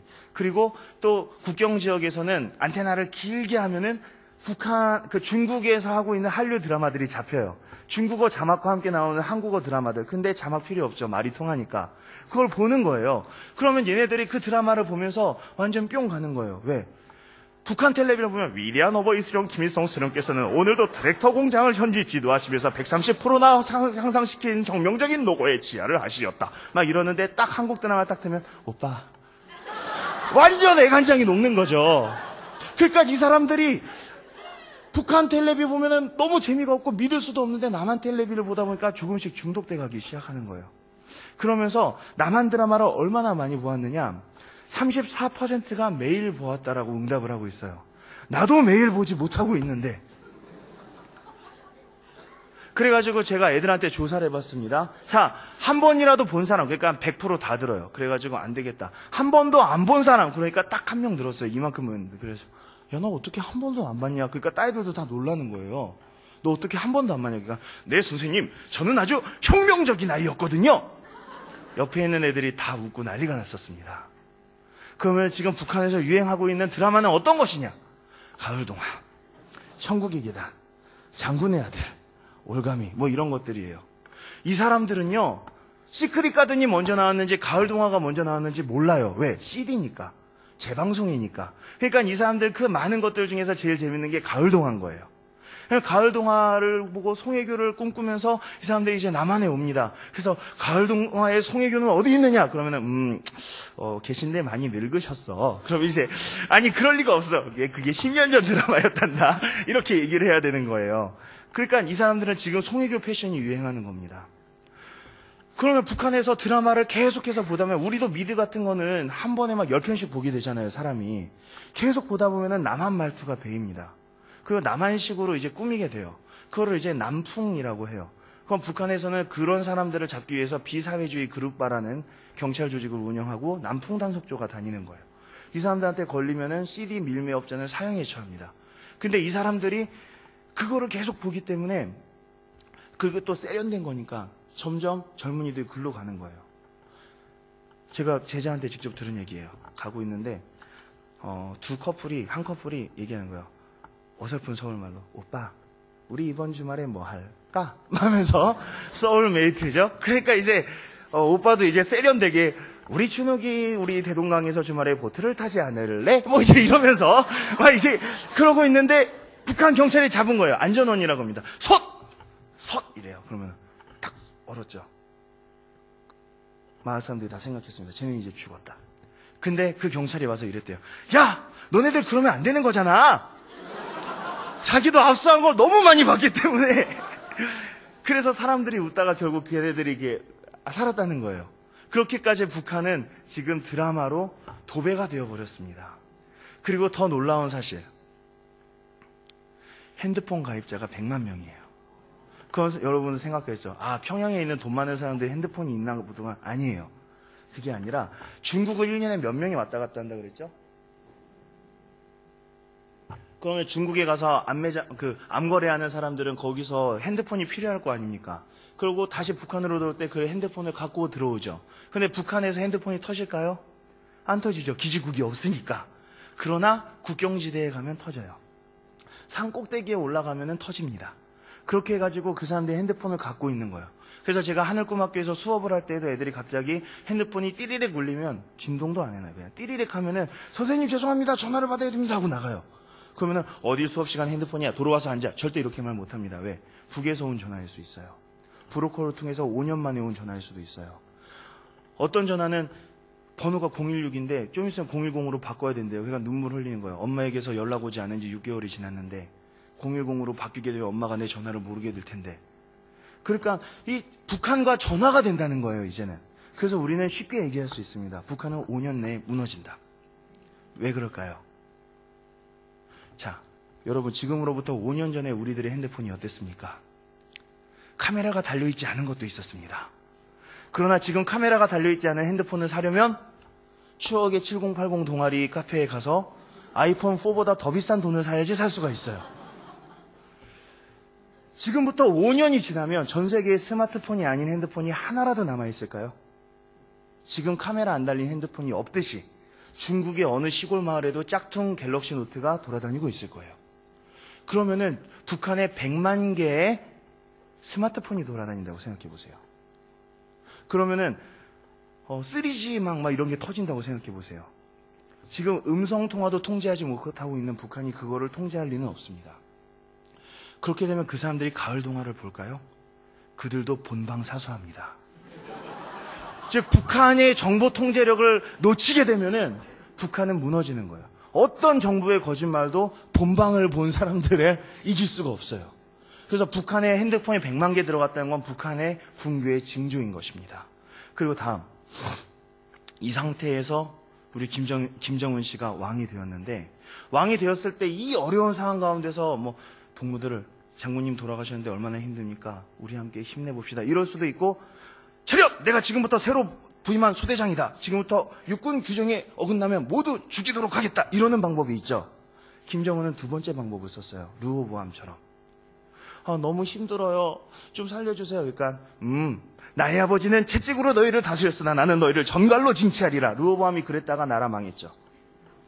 김정은이 처음에 집권하자마자 했던 명령이 뭔지 아십니까? 탈북자는 3족을 멸하겠다라는 거였어요. 원래 탈북자 3족 멸하는 거 아니었어요? 아닙니다. 물론 탈북자가 가서 남한 사람과 접촉을 했거나 남한으로 오려고 했거나 아니면은 교회를 갔었거나 그러면 3족을 멸해야죠. 그러나 지금 북한에서 중국을 왔다 갔다 하는 사람들이 다 남한 가려고 오는 사람들입니까? 200만 명이나 되잖아요. 그리고 그 왔다 갔다 하는 200만 명을 통해서 이어진 달리기 경제는 북한 경제의 80%잖아요. 그 사람들을 잡아서 외가, 친가, 본가를 죽이겠다는 거예요. 말도 안 되는 거죠. 국정이 확 폐쇄가 됩니다. 제가 우리 학생의 부모를 부록 활동에서 빼오는 비용이 150만 원 정도였는데 500만 원으로 확 올라버렸어요. 국정이 폐쇄가 됩니다. 근데 그것이 김정은이 군기 잡기였는데 이것이 자살골 중에서도 자살골로 연결이 됩니다. 왜냐? 지금까지는 북한 경찰이 중국에 넘어갈 수는 없잖아요. 탈북자가 북한에서 막노동을 하다가 갑자기 잡힙니다. 물론 고용주는 불법 고용했던 거죠. 싼값에 부려먹을 수 있으니까. 일제 단속 기간에 중국 경찰이 잡습니다. 그러면은 한 달에 평균 800명 정도, 한 주일에 한 200명 정도씩 계속해서 북송을 시켰어요. 그러니까 북한으로 돌아가면 그 사람들은 어떻게 되죠? 강제 수용소에 갇히죠. 그 강제 수용소에서 죽기도 하지만 또 살아서 풀려나기도 하고 또 다시 일하러 나오기도 하고 그랬어요. 그런데 이제 우리 한국의 교회들이나 난민을 구제하고자 하는 NGO들은 항상 이렇게 했습니다. 이 사람들은 난민이다. 북한으로 돌아가면 죽을 수도 있다. 그러니까 중국 정부는 어서 남한이나 미국이나 원하는 나라로 보내달라. 중국 정부도 논리가 있었어요. 첫째, 이들은 경제범이다. 할 말 없어요. 맞아요. 정치범 아니에요. 돈 벌러 나온 사람들이에요, 대체로. 둘째, 북한에 간다고 죽이는 건 아니야. 그렇죠. 수용소에 가면 죽을 수는 있지만 수용소에 간다고 다 죽는 건 아니니까. 그게 중국의 논리예요. 그러니까 우리는 북한에 보내는 거다. 그런데 김정은이 저 말을 하면서 어떻게 됐죠? 중국 정부도 논리가 사라진 거예요. 보면 지금 나도 G2의 일원으로서, 나도 유엔 상임이사국의 하나로서 국제인권협약이란 협약에 다 사인을 한 중국이 할 말이 없어진 거예요. 중국으로서는 북송 안 시키고 다 남한으로 보내주면 어떻게 되죠? 북한 붕괴예요. 위화도 회군이에요. 몇백만 명의 사람들이 중국으로 넘어갈 거예요. 중국에서 잡히면 남한 보내준다 그러면. 중국은 그래서 계속해서 남한으로 안 보내고 북한으로 보내던 건데 중국 입장이 너무 애매해진 겁니다. 그때 31명이 잡혔습니다. 다시. 근데 그 중에 한 명이 제 동역자의 동생이었어요. 그때 남한과 전 세계에서 여러분들도 하셨을지 모르겠습니다. 전 세계 중국 영사관 앞에서 다 북송 저지 시위를 했습니다. 그때 나가셨던 분. 예, 몇 분 계시네요. 저도 나갔었어요. 남한에서 열심히 했습니다. 여기 저 있죠. 여기도 저 있죠. 이거 다 신문입니다. 여기 저 있죠. 이거 조선일보에 박선영 의원이 11일 금식하고 쓰러지실 때 제가 옆에 있었어요. 여기 이용희 교수님하고 여기 자, 열심히 시위를 하니까 중국에서 정말 어쩔 수가 없었던 거예요. 그리고 그때 해관보 정상회담을 합니다. 이명박 대통령께서 외교는 정말 잘하셨어요. 거기서 결국 그 중국의 대표가 탈북자 문제에 대해서 인도적으로 검토하겠다고 했습니다. 그리고 이명박 대통령께서 미얀마에서 정상회담을 할 때 거기에 잡혀있던 탈북자들이 있었어요. 미얀마도 공산국가라 거기서 잡히면 중국으로 송환되고 중국에서 북한으로 보내거든요. 이명박 대통령께서 그 탈북자들을 대통령 전용기에 다 태워서 데려오셨어요. 이런 거 왜 신문에 안 나는지 몰라요. 영웅이에요, 탈북자들 사이에서. 이때 이렇게 되면서 중국 정부가 너무나도 곤란해서 어떻게 했냐면 북송을 중지한다고 선언해주면 참 좋은데 그렇게는 안 하고 그냥 비공식적으로 북송을 중지했어요. 비공식적으로. 그래서 너무 유명한 탈북자가 있다. 그러면 그냥 살짝 남한으로 보내주고 북한에서 강력하게 항의하는 탈북자가 있다. 그러면 살짝 북한으로 보내고 지금은 옛날처럼 한 주에 200명씩 딱딱딱에 가는 모습을 볼 수가 없어요. 북한은 1, 2년 내에도 무너질 수 있습니다. 왜? 이게 북한의 소문으로 퍼져서 기정사실화 된다면 야 요즘에 중국에서 잡혀도 남한으로 가나 봐. 북한은 당장의 인구의 반이 강너머로 뛸 겁니다. 그런데 더 빠른 시뮬레이션이 있습니다. 첫째, 핸드폰 때문에 5년 안에 망한다. 둘째, 북송 중단 때문에 2년 내에 망한다. 세 번째 시뮬레이션, 북한은 내일도 망할 수 있습니다. 그걸 얘기하기 전에 이 상태에서 북한이 갖고 있는 마지막 열쇠가 있었어요. 뭐냐? 남한에서는 지금 정권이 거의 교체될 것 같다는 거예요. 그러니까 4월 13일에 총선이 있는데 4월 13일 총선에서 만일에 햇볕 정책을 지지하는 당이 다시 한번 집권을 하게 되면 우리가 숨통이 트이지 않을까. 제가 햇볕 정책 지지하는 사람들은 다 종북주의자입니다. 이런 얘기하는 게 아니에요. 근데 이 시점에서는 북한은 그거를 기대했던 건 사실, 북한이 그걸 기대한 건 사실이에요. 우리가 지금 너무 돈이 없는데 다시 남한에서 돈을 보내줄 정권이 서기를 바랬던 거예요. 그러면서 이런 얘기가 돌았어요. 한나라당이 집권하면은 북한은 곧 망한다. 이런 얘기가 북한 사람들 사이에서 돌았어요. 그러나 거기에 대해서 희망적이었습니다. 왜? 이번 총선은 당연히 야권연대가 이길 거라고 개표 전날까지 모두가 생각을 했었거든요. 그랬는데 기적이 일어났어요. 야당이 졌어요. 여당이 이겼습니다. 4월 11일 총선에서 여당이 이겨버린 거예요. 그러니까 북한이 너무나도 황당한 가운데에서 시급히 2012년에 로켓을 발사를 합니다. 원래 로켓을 총선 전에 발사하는 게 유리할까 후에 발사하는 게 유리할까 계속 생각을 했었죠. 그러다가 총선 직후에 발사를 합니다. 이거는 어떤 돈으로 만든 로켓이죠? 남한이 돈 보내줬나요? 안 보내줬죠. 화폐개혁으로 뺏은 돈으로 만든 로켓이죠.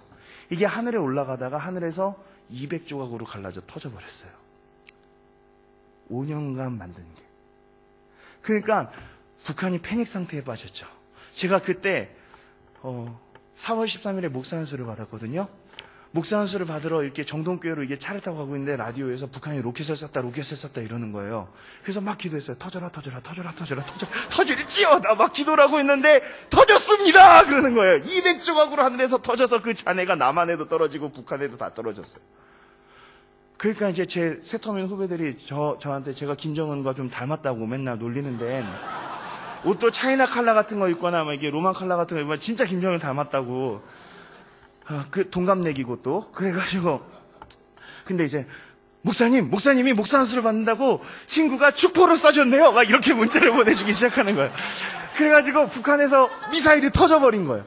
4월 11일에 원래 김일성의 101주년 생일 있죠. 그게 강성대국 원년 선포였어요. 4월 15일이 김일성 태어난 날이거든요. 그럼 어마어마한 퍼레이드를 하죠. 그러니까 이거예요. 4월 11일에 총선에서 야당이 이기고 그리고 4월 13일에 로켓을 해서 미국에 대한 핵타격 능력을 전 세계적으로 인정을 받은 다음에 4월 15일에 군사 퍼레이드를 하면서 김일성 탄생 100주년 하면서 강성대국이 실현되었다. 되게 무섭죠. 그때쯤이면 지금 저 여기 없었을 수도 있어요. 근데 4월 11일에 실패, 4월 13일에 로켓이 터져버린 거예요. 북한에서는 4월 15일 행사를 하는 게 참 눈물겨웠겠죠. 선포할 게 없잖아요. 그런데 그 4월 15일 행사에서 어마어마한 게 나타납니다. 뭐냐? 크루즈 미사일이 나타나요. 아까 전에 두 가지 방법이 있다고 했죠. 하나는 로켓, 하나는 미사일. 미사일이 나타나니까 더 놀란 거예요. 왜냐하면 구구단을 못하고 인수분해를 할 수 없잖아요. 로켓같이 쉬운 걸 실패하면서 크루즈 미사일을 개발하는 건 불가능한 일이에요. 근데 북한이 4월 15일에 크루즈 미사일을 가지고 빰빰빰빰 하고 나온 거예요. 그래서 전 세계의 분석가들이 달려들어서 보니까 종이로 만든 미사일이었어요. 그러니까 저게 어떤 거냐면은 그 식당에 가면은 그 플라스틱으로 되어 있는 짜장면이나 뭐 탕수육 같은 거 있잖아요. 이게 종이로 만든 마네킹이었던 거예요. 진짜가 아니었던 거예요. 사진을 분석해 보니까. 무슨 얘기죠? 북한은 가지고 있는 카드를 다 썼다는 거예요. 이제 더 이상 북한이 버텨나갈 방법이 없습니다. 그럼 김정은 체제가 오래 갈 수 있을까? 닮았나요?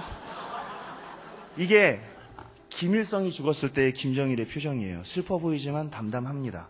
근데 김정일이 죽었을 때의 김정은의 표정은 막 너무 무서워하고 많이 울었어요. 세계 언론 앞에서. 얘는 지금 방법이 없는 거예요. 이 20대에 원래 얘가 82년생이라고 나랑 동갑이라고 박박 우기는데 실제로 84년생입니다. 왜 82년생이라 그랬냐면은 김일성이 1912년생, 김정일이 1942년생이니까 얘는 82년생에서 날짜를 맞추려고 그런 거예요. 실제로는 84년생이에요. 저보다 어려요. 근데 이 84년생, 이 30도 안 된 애가 통치할 능력이 없잖아요. 그러니까 얘 대신에 통치하고 있는 게 이 사람 누구죠? 장성택입니다. 고모부예요, 고모부. 그런데 북한은 한 번도 선거라는 걸 거쳐본 적이 없는 나라예요. 뭐냐? 권력이 바뀔 때 피보라가 몰아쳐요. 수많은 사람이 죽어야 됩니다. 아버지에서 아들로 권력이 갈 때도 수많은 사람들이 죽었어요. 대숙청이 일어났어요. 아빠와 아들이 서로 사랑했는데도. 자, 그럼 지금 권력을 갖고 있는 장성택에서 김정은으로 권력이 넘어갈 때 김정은도 점점 커리어가 쌓일 테니까 평화롭게 넘어갈 수 있을까요? 그게 불가능하다는 걸 누구보다 잘 알고 있는 건 저 장성택이에요. 왜? 자기가 바로 김일성에서 김정일로 넘어갈 때 김정일의 측근으로서 숙청을 지휘했던 사람이기 때문이에요. 그래서 북한은 결코 평화적으로 안정적으로 이게 승계가 될 수 없는 체제예요. 그리고 이분이 있습니다. 이분. 꼭 뵙고 싶어요. 이분. 슈퍼마리오를 닮은 이분 누구시기죠? 김정남. 아세요? 김정남? 네, 김정일의 큰아들이에요. 김정은의 형이에요. 이 사람은 지금 마카오에 싹 숨어 있으면서 계속해서 방언받은 사람처럼 말을 하고 있어요. 3대 세습은 전 세계에 조롱거리라는 둥. 김정일 아버지께서도 3대 세습을 바라지 않으셨다는 둥. 천안함은 북한이 한 게 맞다는 둥. 뭐 맞아 죽을 소리를 계속하고 있어요. 그런데 특별한 보호하심으로 살아있어요. 그래서 북한에서 계속 죽이려고 하는데 중국이 보호해요. 왜? 중국이 보기에도 북한은 언제 무너질지 몰라요. 그때 혹시 대타로 쓸 수 있을까 해서 중국 경찰이 보호하는 거예요. 북한이 흔들리기 시작하는 것 중에 하나가 군대입니다. 저게 리영호와 최룡해 그리고 김정은인데요. 저 사진을 찍은 다음에 며칠 후에 최룡해 장군이 이영호 장군을 죽여버립니다. 북한에선 9명의 군단장이 있는데 그중에 6명이 김정은 통치 시작하고 1년이 안 돼서 6명이 숙청을 당했어요. 그리고 저 리영호라는 장군이 죽을 때에는요, 호위병 20명이 총격전을 했습니다. 지금 북한의 군대가 흔들리고 있어요. 북한은 내일도 무너질 수 있습니다. 여러분, 지금 북한에서 배급을 받고 있는 게 몇 %라 그랬죠? 네, 못 받는 게 88%면 받을 수 있는 게 그게 바로 군대입니다. 왜냐면 군인들은 장마당에서 장사를 하거나 중국에서 밀무역을 하거나 뭐 농사를 짓거나 할 수 없잖아요. 그러니까 배급이 끊어져도 다른 사람들은 장마당에서 한국 드라마를 보면서 잘 살 수 있어요. 장마당이 있기 때문에 집단 아사는 사라졌습니다. 장마당이 있기 때문에 꽃제비나 요덕 수용소에 있는 사람들 빼고는 사실 그렇게 굶지 않아요. 그런데 우리가 북한 정부로 막 돈을 무분별하게 보내면 장마당이 사라지는 거예요. 다시 공장이 도는 거예요. 다시 탈북자들이 엄청나게 나오는 거예요. 그럼 장마당의 혜택을 전혀 보지 못하고 배급에 의존하고 있는 저 군대, 가장 큰 불만 집단이에요. 왜? 북한 군대는 10년 복무예요. 10년간 딱 한 번 휴가가 있는데 그 휴가도 고향으로 보내지 않고 평양으로 보내요. 그리고 군대에서 배급을 얼만큼 주냐면 하루에 옥수수 300g을 준다. 요만큼이에요. 라고 했는데 제가 탈영병 출신 제자한테 물어봤거든요. 아무개야, 정말 300g밖에 못 받았니? 선생님이 보기엔 좀 과장된 정보 같아서 차마 설교에 인용을 할 수가 없구나. 그러니까 네 목사님, 제가 너무 조금밖에 못 받아가지고 그걸 가지고 사관장이면 이제 한국군대 행정보급관이에요. 사관장 방에 몰래 들어가서 저울에 달아봤는데 240g이었어요. 240g이었다 그랬어요. 300g이에요. 300g. 저거 먹으면 사람이 살 수 있을까요? 그래서 북한 군대는 지금 이런 상황입니다. 보병사단 120명에서 10명이 탈영한 상태예요. 기계화 부대 100명을 비상 소집을 했더니 10명도 안 모였습니다. 왜? 20%는 침대에 누워 있었고 식량을 구하러 나간 자가 20%, 공사장에 아르바이트를 하러 간 게 20%, 무단 외출이 20%. 그래서 10명이 모인 거예요. 신병 교육을 시작할 때 65명이 있었는데 끝날 때는 18명만 수료했다고 합니다. 북한군에서 5%에서 10%는 탈영병입니다. 북한군은 굶주리고 있는 군대예요. 그러니까 이 탈영병들은 도대체 어디로 가느냐? 고향으로 못 가잖아요. 너무 멀잖아요. 그러니까 탈영병들은 마적이 되는 거예요.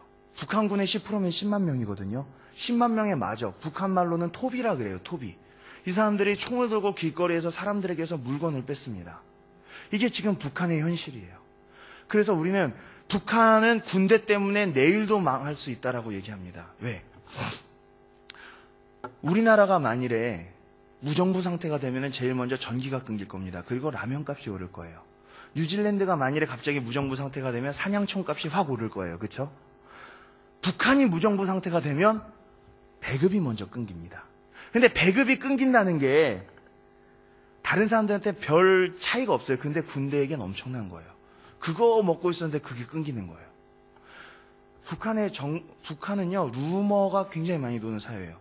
제가 아이들과 수업을 하고 있는데 김정일이 죽었다는 SNS가 와가지고 막 쉬는 시간에 뛰어가 봤는데 사실 무근이었대요. 포털에 떴었어요. 그런 일이 2번 있고 난 다음에 진짜 김정일이 죽었어요. 뭐냐면 2만 4천 명이 남한에 있고 100만 명이 중국에 있기 때문에 지금 북한에서 오는 루머들은 굉장히 확실한 루머들이에요. 그런데 1년도 안 됐는데 김정은 죽었다는 거 포털에 벌써 3번 떴습니다. 다 사실 무근이었지만 3번이나 떴어요. 이건 북한 사회가 굉장히 이런 루머, 실제로 김정은이 총이라도 한 방 맞았거나 감기 걸려서 누웠는데 헛소문이 들어서 와병 중이시다 뭐 이렇게 되거나 뭐 이런 게 잘못하면은 당장 무정부 상태가 옵니다. 그러면은 배급이 끊기겠죠. 그럼 배급이 끊긴 군인이 할 수 있는 일은 뭐겠습니까? 남한으로 도망오는 거예요. 그런데 어떻게 남한으로 도망을 오겠습니까? 철조망이 육중에다가 전방에서 근무를 해보면 알겠지만 거기에 부비트랩과 지뢰밭이 쫙 있는데 넘어올 수 있어요. 왜? 시온의 대로가 뚫려 있어요. 김대중 대통령님 때 금강산으로 하이웨이를 뚫어놨습니다. 노무현 대통령님 때 개성으로 하이웨이를 뚫어놨어요.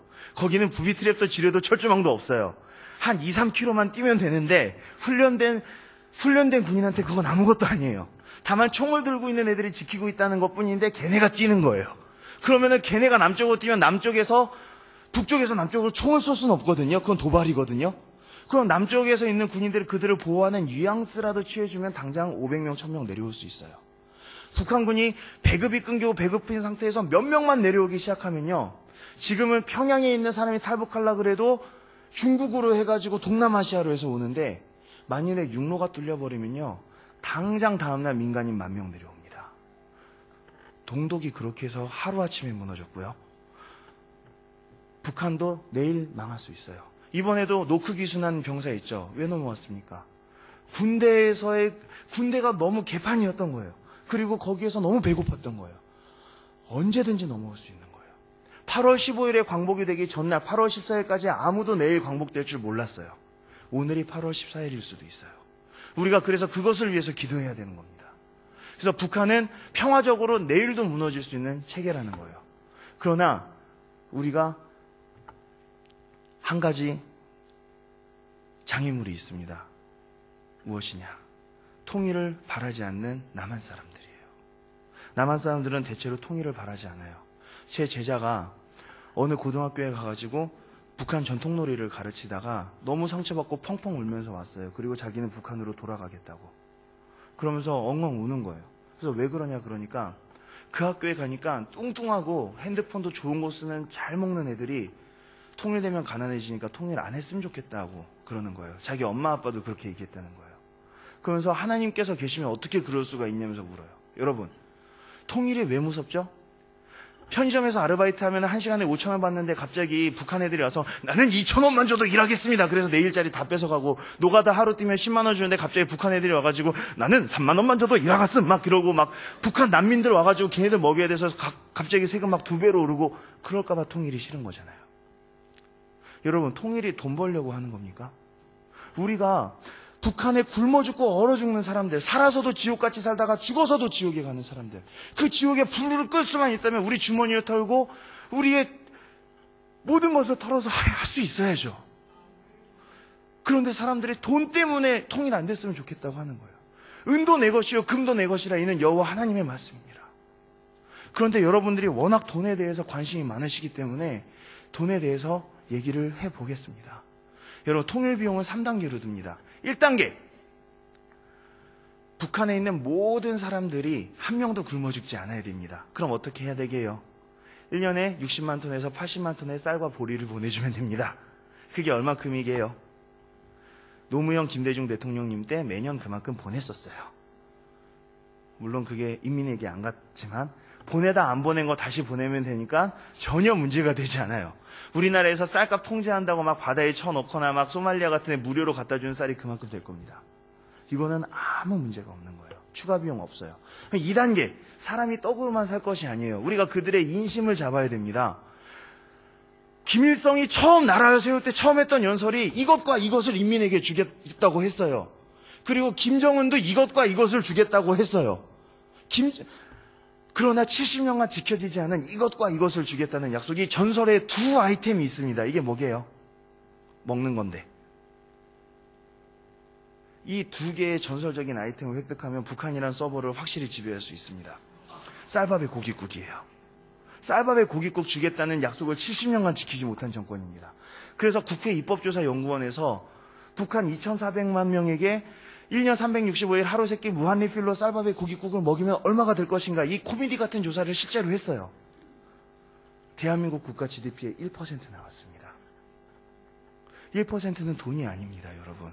IMF 걸렸을 때 우리나라 갑자기 GDP의 40%가 하루아침에 없어졌어요. 그러나 굶어 죽은 사람 없어요. 살 빠진 사람도 없어요. 자살한 사람은 있지만 살 빠진 사람은 없어요. 1%는 돈이 아니에요. 남한과 북한의 군대를 하나로 합치죠. 그렇죠? 돈이 아니에요. 우리나라가 미국과 일본과 교역하는 거를 다 합한 거에 2배를 중국과 교역하고 있는데 그거 배로 하고 있거든요. 그거 기차랑 트럭으로 할 수 있다고만 생각해도 1%는 아무것도 아니에요. 전 세계에 나가 있는 남한 대사관, 북한 대사관 2개 하나로 합칠 거잖아요. 1%는 돈이 아니에요. 그럼 이제 3단계가 있습니다. 3단계는 북한의 생활 수준을 남한으로 만드는 거예요. 북한의 무너진 건물들 다 세우고 도로 다 깔고 해서 숫제 심시티를 해야 돼요. 벌판에다가 새로운 거를 만들어야 돼요. 여기에 드는 돈은 현찰로 176조 원 되겠습니다. 나라가 망하겠죠.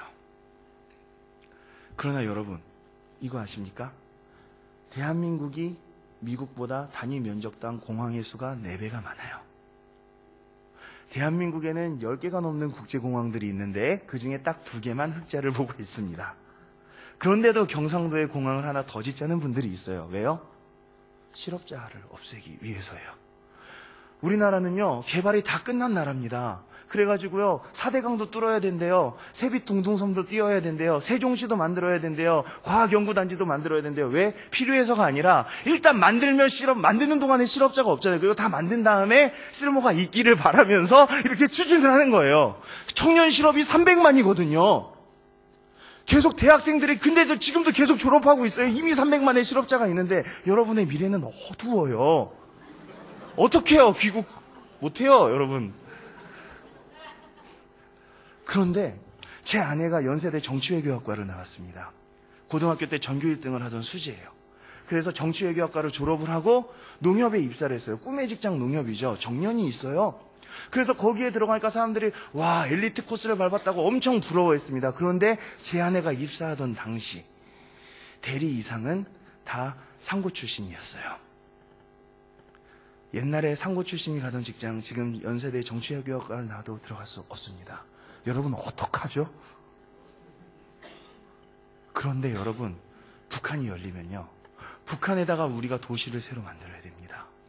북한에 우리가 철도를 놓아야 되고요, 상수도 하수도를 뚫어야 되고요, 거기에 나무들을 심어야 되고 건물들을 지어야 되고 항구를 만들어야 되고 도시를 만들어야 되고, 쓸 때 있기를 바라면서가 아니라 정말 필요한 것들을 만들어야 돼요. 전 세계가 투자를 할 겁니다. 북한에서 남한으로 난민이 내려온다고요? 그렇지 않아요. 남한에서 북한으로 일자리를 찾아서 올라가죠. 그럼 북한에서 놀고 있던 그 인력들이 와, 할 일이 생겼다 그러면서 오는 거예요. 어떤 사람들이 저한테 와서 얘기해요. 목사님 기도해 주세요. 왜? 공무원 시험에 저희 아들이 또 떨어졌어요. 8번째예요. 어떻게 하면 좋아요? 걱정하지 마십시오. 통일되면 당장 5만 명의 공무원이 더 필요합니다. 동독과 서독이 통일되었을 때 서독에서 정년 은퇴한 공무원들을 승진을 시켜서 동독으로 다시 보냈어요. 공무원 시험 미달됩니다. 걱정하지 마세요. 무조건 다 될 겁니다. 다만 통일을 위해서 기도하십시오. 이건 실화예요. 한 명이 또 와서 형 기도해 주세요. 왜? 이번 교원 임용고시에서 떨어졌어요. 왜? 그러니까 얘가 크극 36.8대 1이었어요. 교원대를 졸업한 애들끼리. 교원대 들어가기도 힘든데 교원대를 졸업해서 교사 자격증을 갖고 있는 애들끼리 36.8대 1이었어요. 그러니까 나는 영원히 교사가 못 될까봐 빽이 있었으면은 사립학교라도 들어갈 수 있었을 텐데 이 더러운 세상 이러는 거예요. 걱정하지 마라. 통일이 되면은 당장 10만 명의 교원이 더 필요하다. 지금 있는 교사들은 다 교장 선생이 돼서 올라가야 되고 너희들은 바로 교사가 되어서 가야 되는데 교사 임용고시는 미달이 될 것이며 너희들은 가서 더하기 덜기가 아니라 더하기 빼기라는 것부터 가르쳐야 될 것이다. 그러니까 통일이 되는 걸 먼저 기도해라. 그 사람들에게 어떤 교육을 시키게 될지를 먼저 기도하고 참교육을 시킬 수 있기 위해서 기도해라. 먼저 그의 나라와 그의 일을 구하면 이 모든 것을 주실 거야. 그러니까 북한 주민들의 해방과 그들의 좋은 교육받게 되는 걸 위해서 기도해. 그랬어요. 근데 또 다른 사람이 와요. 목사님 기도해 주세요. 또 뭐예요? 그러면은 우리 동네에 대형마트가 생겨가지고 우리 김 집사가 20년째 하던 슈퍼마켓이 망했어요. 자기도 작은 대형마트 가서 보면서 막 그러고 있는 거예요. 걱정하지 마십시오. 통일이 되면 북한에 있는 마을마다 들어가서 가게를 세워야 됩니다. 통일이 되면 북한에 마을마다 들어가서 짜장면집, 피자집, 햄버거집, 맥도날드, 블루클럽, 미용실, 화장품 가게, 신발 가게 다 만들어야 됩니다. 통일이 되면 제일 잘 될 것은 자영업이에요. 그러니까 너무 걱정하지 마시고 통일이 되는 것만을 기도하십시오. 그랬어요. 그래서 통일이 되면은 대륙이 뚫려요. 여러분, 일제시대 때까지 우리 조선의 지식인들이 파리 유학을 갈 때 평양에서 기차 타고 갔습니다. 46년도까지 서울역에서 파리행 기차표를 팔았어요. 우리에게 대륙이 연결되는 거예요. 그리고 그곳에서 우리의 꿈이 솟아나는 겁니다. 그래서 통일의 이익은 얼마로 보느냐? 한국현대경제연구원에서 248조로 보는 거예요. 그러니까 돈 때문에 통일을 하면 안 된다라고 하는 얘기는 오해예요. 그런 두려움은 여러분이 없앴으면 좋겠습니다. 북한에 있는 굶주리고 헐벗은 사람들 구할 수만 있고 북한의 교회가 박해가 끝나는 것만으로도 어딥니까? 그래서 우리는 북한의 통일을 바라야 되는 겁니다. 게다가 북한에는 굉장히 많은 자원이 있어요. 세계에서 철광석이 제일 많은 나라가 브라질입니다. 그런데 북한에 그 4분의 1이 매장되어 있습니다. 세계에서 금이 가장 많은 나라가 남아공입니다. 그런데 북한에 그 3분의 1이 매장되어 있습니다. 마그네사이트가 세계에서 제일 많이 매장된 나라는 북한이에요. 게다가 세계에서 두 번째로 우라늄이 많이 매장된 나라가 옆에 있는 호주인데 북한에는 호주의 3배가 매장되어 있어요. 나라가 우라늄 덩어리예요. 그러니까 핵을 쏠 수 있는 거예요. 이것이 얼만큼이냐? 6조 6,983조 원어치예요. 이게 2009년도에 국회에서 조사했다가 2천 몇백조 원이 나왔어요. 대한민국 국가 전체보다. 그래서 너무 황당하다. 다시 조사를 했더니 2010년도에 6,983조가 나와버린 거예요. 다시 조사했더니. 국회 자료입니다. 이것은 대한민국이 1만 8천 년 동안 수입할 분량이에요. 우리 주님 오실 때까지 수입 안 해도 돼요. 펑펑 써도 돼요. 펑펑. 우리는 통일을 돈 때문에 두려워할 필요는 없어요. 우리는 그것을 알아야 됩니다. 여러분 꿈을 꾸셔야 됩니다. 저 기차들 보세요. 저 철목과 나무들이 일제시대 때 깐 거예요. 저거 그대로 쓰고 있는 게 북한이에요. 저 민둥산들 보십시오. 북한의 나무들을 다 땔감으로 썼기 때문에 가뭄과 수해를 한 해에 같이 겪는 나라는 전 세계에 북한밖에 없어요. 그렇기 때문에 산들이 무너지고 막 홍수가 났다가 또 비가 잠깐만 하면 나무가 없으니까 또 가뭄이 되는 거예요. 저기에 나무들 다 심어야죠. 우리가 가서 저기에 자연까지도 회복을 시켜줘야 됩니다. 땔감을 떼기 때문에 저렇게 연기가 나는 아궁이를 지피는 저 북한의 마을의 사진이에요. 청년 실업이요. 우리 저기다가 냉난방 다 설치해야 되는데 청년 실업이요. 30년 동안은 사라질 것입니다. 여러분의 미래는 밝아요. 그래서 여러분 88만 원 세대 워킹 푸어 막 자기들이 되게 진보적인 척하면서 자기들은 인세로 먹고 살면서 입술에 권세가 있는데 이런 말들 퍼뜨리면서 기득권에 대해서 증오하는 것을 무슨 정의감으로 착각하게 만든 이 사람들 따라가지 마세요. 저도 젊지만 여러분들은 우리들은 저 대륙을 횡단할 세대입니다. 우리들은 골든 제너레이션이에요. 통일의 세대예요. 우리는 절대 굶주릴 세대가 아니에요. 우리가 북한을 열고 정말 넓은 비전, 내 스펙이 아니라 정말 하나님 저들을 구해주십시오. 그런 것이 우리의 기도 제목이 될 때 하나님께서 이 모든 것들을 우리에게 더해주신다는 거예요. 토익 점수 몇 점 이런 걸 갖고 기도 제목이라고 내밀고 있습니까? 나의 비전은 9급 공무원입니다. 그게 비전이냐고 제가 목사로서 청년들에게 항상 얘기하는 거예요. 나는 교사가 되고 싶어요. 왜? 내 정년이 보장되고 방학이 있으니까요. 그게 젊은이가 할 소리냐는 거예요. 옛날에 유학을 오고 이민을 가던 사람들은 청운의 꿈을 품고 우리 조국을 살리자고 하는데 지금은 나만 해서 할 게 없어서 요즘에는 한 번쯤 어학연수를 해야 혀가 굴러간다지. 그게 유학의 이유입니까? 여러분 한국에서는요 패친의 1촌이면 다 아는 사람이에요. 그러니까 사장님 때문에 연락 짱나 한마디 문자를 페이스북에 남겼다가 그것이 다음날 사장님의 귀에 들어가는 사회예요. 그러니까 사람들이 참 답답해요. 너무 좁아요. 자살률이 세계에서 제일 높은 나라 중에 하나가 됐어요. 그러나 통일이 되면 다릅니다. 짜증나. 그러면요 일단 차를 타고 달려요. 하루만 달리다 보면은 시베리아가 나오는 거예요. TSR 계속해서 달려요. 막 밟어. 막 경찰도 없어요. 막 밟다 보면은 바이카로스가 나. 바다같이 넓은 바이카로스 가운데서 야 사장님 때문에 짜증이 나 한 다음에 스트레스가 확 풀렸는데 안 돌아가고 좀 더 달려. 그러면 몽골 구원이 나오죠. 그 저런 길들을 막 달리다가 보면은 창밖에서 저런 게 나는 거예요. 저 많은 사람들이 우리를 기다리고 있어요. 우리가 대륙의 민족이 되는 거예요. 그러면 우리가 그것이 그냥 기분만 좋은 일이냐? 아니에요. 우리가 몽골로 출장 갔다 오고요. 중국으로 가가지고 물건 사오고 우리가 경제의 중심이 되는 거예요. 그런데 우리에겐 더 큰 비전이 있습니다. 뭐죠? 통일이 되면 통일이 된 첫 해에 북한에 3,312개의 리마다 교회를 세우는 거예요. 여러분 통일되면 제일 먼저 뭐 해야 되는지 아십니까? 봉고차 2대를 사세요. 가스차를 사면 안 돼요. 북한에 충전소가 없어요. 그러니까 봉고차 2대에 가솔린에 가득 채우고 휘발유통에도 세워가지고 한 대에는 앰프랑 악기를 싣고 한 대는 여러분이 타시고 한 대에는 배낭을 실으세요. 그래서 세 대가 북한으로 올라가는 거예요. 올라가면서 서는 마을들마다 복음을 전하세요. 그러면은 여러분들은 세상에 비치기 때문에 여러분들의 스타크래프트 SCB가 가는 데마다 어두운 맵이 밝아지듯이 여러분들이 북한의 땅마다 가면서 빛을 전하는 거예요. 그러면은 북한의 지하교회에 숨어있던 성도들이 나와서 여러분들을 환영할 겁니다. 결코 우리가 빈 땅으로 가서 복음 전하는 게 아니에요. 3,312개의 리마다 교회를 세우려면 목회자가 너무 많이 필요하다고요? 목회자가 어딨냐고요? 걱정하지 마세요. 전 세계에 있는 신학생을 다 합한 것보다 대한민국에 신학생이 더 많아요. 목회할 자리가 없대요. 그래가지고 개척교회를 20평짜리 상가에서 시작하려고 해도 1억 원의 돈이 있어야 되는데 그런 돈이 어디 있어요. 근데 부목사 자리는 없어요. 그러니까 목회자들도 되게 답답한 거예요. 그런데 통일이 될 때를 위해서 하나님께서 그들을 불러놓으셨던 거예요. 우리가 치고 올라갈 수 있는 대륙 선교의 길이 열리는 거예요. 여러분, 북한의 교회가 쓰고 북한이 하나님께 돌아오는 것은 오히려 작은 일입니다. 왜냐? 북한의 문이 열리면요, 우리나라의 국경은 중국과 러시아가 됩니다.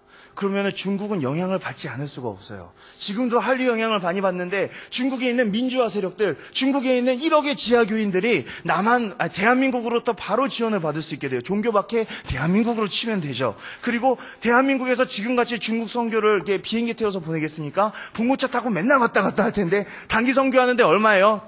2010년에는 200만 원. 2015년에는 20만 원. 봉고차 타고 가니까요.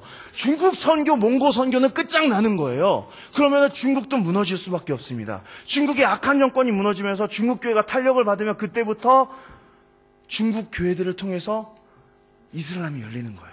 이게 바로 백투 예루살렘의 비전입니다. 백투 예루살렘은 북한을 스킵하고 나타날 수 있는 게 아니에요. 북한부터 중국으로, 중동으로 전진해 나가는 것이 우리가 해야 되는 거예요. 여러분, 대한민국이 왜 세계에서 제일 잘 사는 나라가 됐는지 아십니까? 경기도 용인의 순교자 기념관에 가면 2,600명의 순교자들의 영정이 묻혀져 있어요. 6.25 때. 그리고 또 일제시대 때 예수님을 위해서 목숨 바친 2,600명의 피로 축복을 받아서 대한민국이 이렇게 축복받은 나라가 됐어요. 그런데 여러분, 북한에는 14,000명의 순교자들의 피가 아직 제값을 받지 못하고 있습니다. 북한이 열리게 되면요, 한국의 교회는 위에서 떨어지고 지하교회는 땅에서부터 하감할 거예요. 그러면 그들이 만나서 만들어낸 에너지는 정말 예루살렘까지 퍼질 거예요. 여러분, 보세요. 저 덴마크 복음화 누가 했나요? 덴마크의 아펜젤러 언더우드가 누구죠? 모르죠? 없어요. 왜? 독일이 다 복음화 되니까 독일 사람이 아는 사람의 옆 사람의 옆집 사람의 시집 간 사람의 이사 간 사람의 이민 간 사람 하다 보니까 덴마크도 복음화 된 거예요. 독일은 프랑스에서부터 믿는 사람이 아는 사람의 이사 간 사람의 옆집 사람의 뭐 이렇게 해서 간 거예요. 프랑스는 이탈리아의 바울 사도가 오셨었죠. 이런 식으로 유럽이 복음화 되는데 400년이 걸렸어요. 이게 복음의 도미노 효과예요. 마을에서 마을로. 그런데요, 지금 세계 선교는 지금 답답하게 이럴 데 없어요. 세계에서 선교사 제일 많이 보내는 나라 미국. 그쵸? 7만 명의 선교사를 보냈습니다. 그런데 이렇게 선교 못해요. 왜? 대서양과 태평양이 있어요. 그러니까 한 사람을 개인을 보내요. 그런 다음에 돈 필요하면 말해, 보내줄게. 이래요. 어떻게 선교합니까? 더 불쌍한 건 한국. 24,000명의 선교사를 보냈어요. 한 명의 개인을 보내요. 그런 다음에 돈 필요하면 말해, 기도해 줄게. 그러고 있단 말이에요. 마을에서 마을로 사람의 가족에서 가족으로 선교가 안 되는 거예요. 왜? 기독교 국가들이 대한민국이 섬나라니까요. 미국이 어쩔 수 없다 쳐도. 그렇죠. 그런데 통일이 되면은 어떻게 되죠? 대륙과 연결이 되는 거예요. 그러니까 저것은 욕조의 마개와 같습니다. 여기를 마귀는 막으려고 하고 우리는 뚫으려고 그러는 거예요. 저것이 뚫리기 시작하면은 다시 유럽과 같이 아시아가 복음화되는 거예요. 저곳에 우리의 미전도 종족들이 있고요. 가자, 키르기즈스탄, 예멘, 몽골, 만주, 타타르, 수많은 미전도 종족들이 저 땅에서 우리를 기다리고 있는 거예요. 우리는 대한민국에 일어났던 아름다운 일들에 대해서 전파하면서 남한과 북한의 성도들이 함께 손을 잡고 서쪽으로 행진해 나가면서 복음을 전하면서 가는 거예요. 그때 우리가 노래를 부르는 거죠. 여호와께서 시온의 포로를 돌리실 때 우리가 꿈꾸는 것 같았도다. 그때 우리의 입에는 웃음이 가득하고 혀에는 찬양이 찼었도다.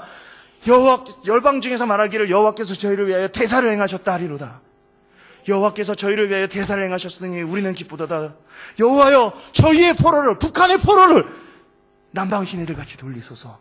눈물을 흘리며 씨를 뿌리는 자는 기쁨으로 거두리로다. 울며 씨를 뿌리러 나가는 자는 정녕 기쁨으로 그 단을 가지고 돌아오리로다 한 거예요. 우리가 그 제사장 나라의 비전을 가지고 전진하는 거예요. 전 통일이 되면은요, 3년간은 대한민국으로 돌아갈 겁니다. 여러분들도 다 돌아가세요. 그래서 저는 인도 선교사지만 대한민국으로 돌아가서 3년간 북한의 교회를 재건하는데 같이 복음을 전할 거예요. 근데 3년이 지나면 북한은 이미 국내예요. 선교사가 할 일이 없어요. 그러면 저는 인도로 갈 겁니다. 기차를 타고 갈 거예요. 내 인생에 다시는 유류 할증료를 물지 않겠습니다. 제 마일리지도 다 가지셔도 됩니다. 우리가 기차를 타고 다니면서 내리는 역마다 복음을 전하면서 갈 수 있는 세대라는 거예요. 여기까지 가야죠, 여러분. 이게 지금 제가 지어낸 이야기가 아니에요. 이게 대한민국이 처음 시작할 때부터 하나님과 약속했던 거예요. 무슨 얘기냐고요? 여러분, 국회 속기록이라는 거 아십니까? 국회에서 하는 말들은 타자치거나 녹음하는 게 아니라 손으로 적게 돼 있어요. 그래서 그건 수십만 페이지에 달하는 대한민국 국회 속기록은요, 1급 역사 사료입니다. 국회 속기록의 첫 페이지가 뭔지 아세요? 첫 페이지. 아무것도 안 써져 있는 첫 페이지가 무엇으로 시작하냐면요, 하나님께 드리는 나라와 민족의 기도문으로 시작됩니다. 첫 대사는 이승만 대통령이 하고 계세요. 대한민국 독립민주국 1차 회의를 여기서 열게 된 걸 하나님께 감사해야 합니다. 종교 사상 무엇을 가지고 있든지 우리가 오늘 당해가지고 하나님께 감사하지 않을 수 없습니다. 나는 먼저 우리가 다 성심으로 일어나서 하나님에게 감사를 드릴 터인데, 첫 페이지에 하나님에게 감사 3번 나와요.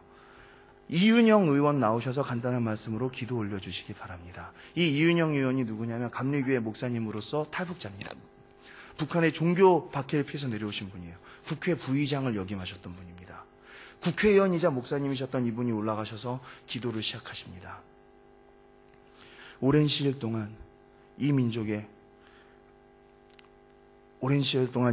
고통과 호소를 들으시사 정의의 칼을 빼서 일제의 폭력을 굽히시사 하나님 이제 세계 만방에 양심을 움직이시고 우리 민족의 염원을 들으심으로 이 기쁜 역사적 환희의 날을 주셨습니다. 이것은 하나님의 섭리가 세계 만방에 정시된 것으로 우리는 믿습니다.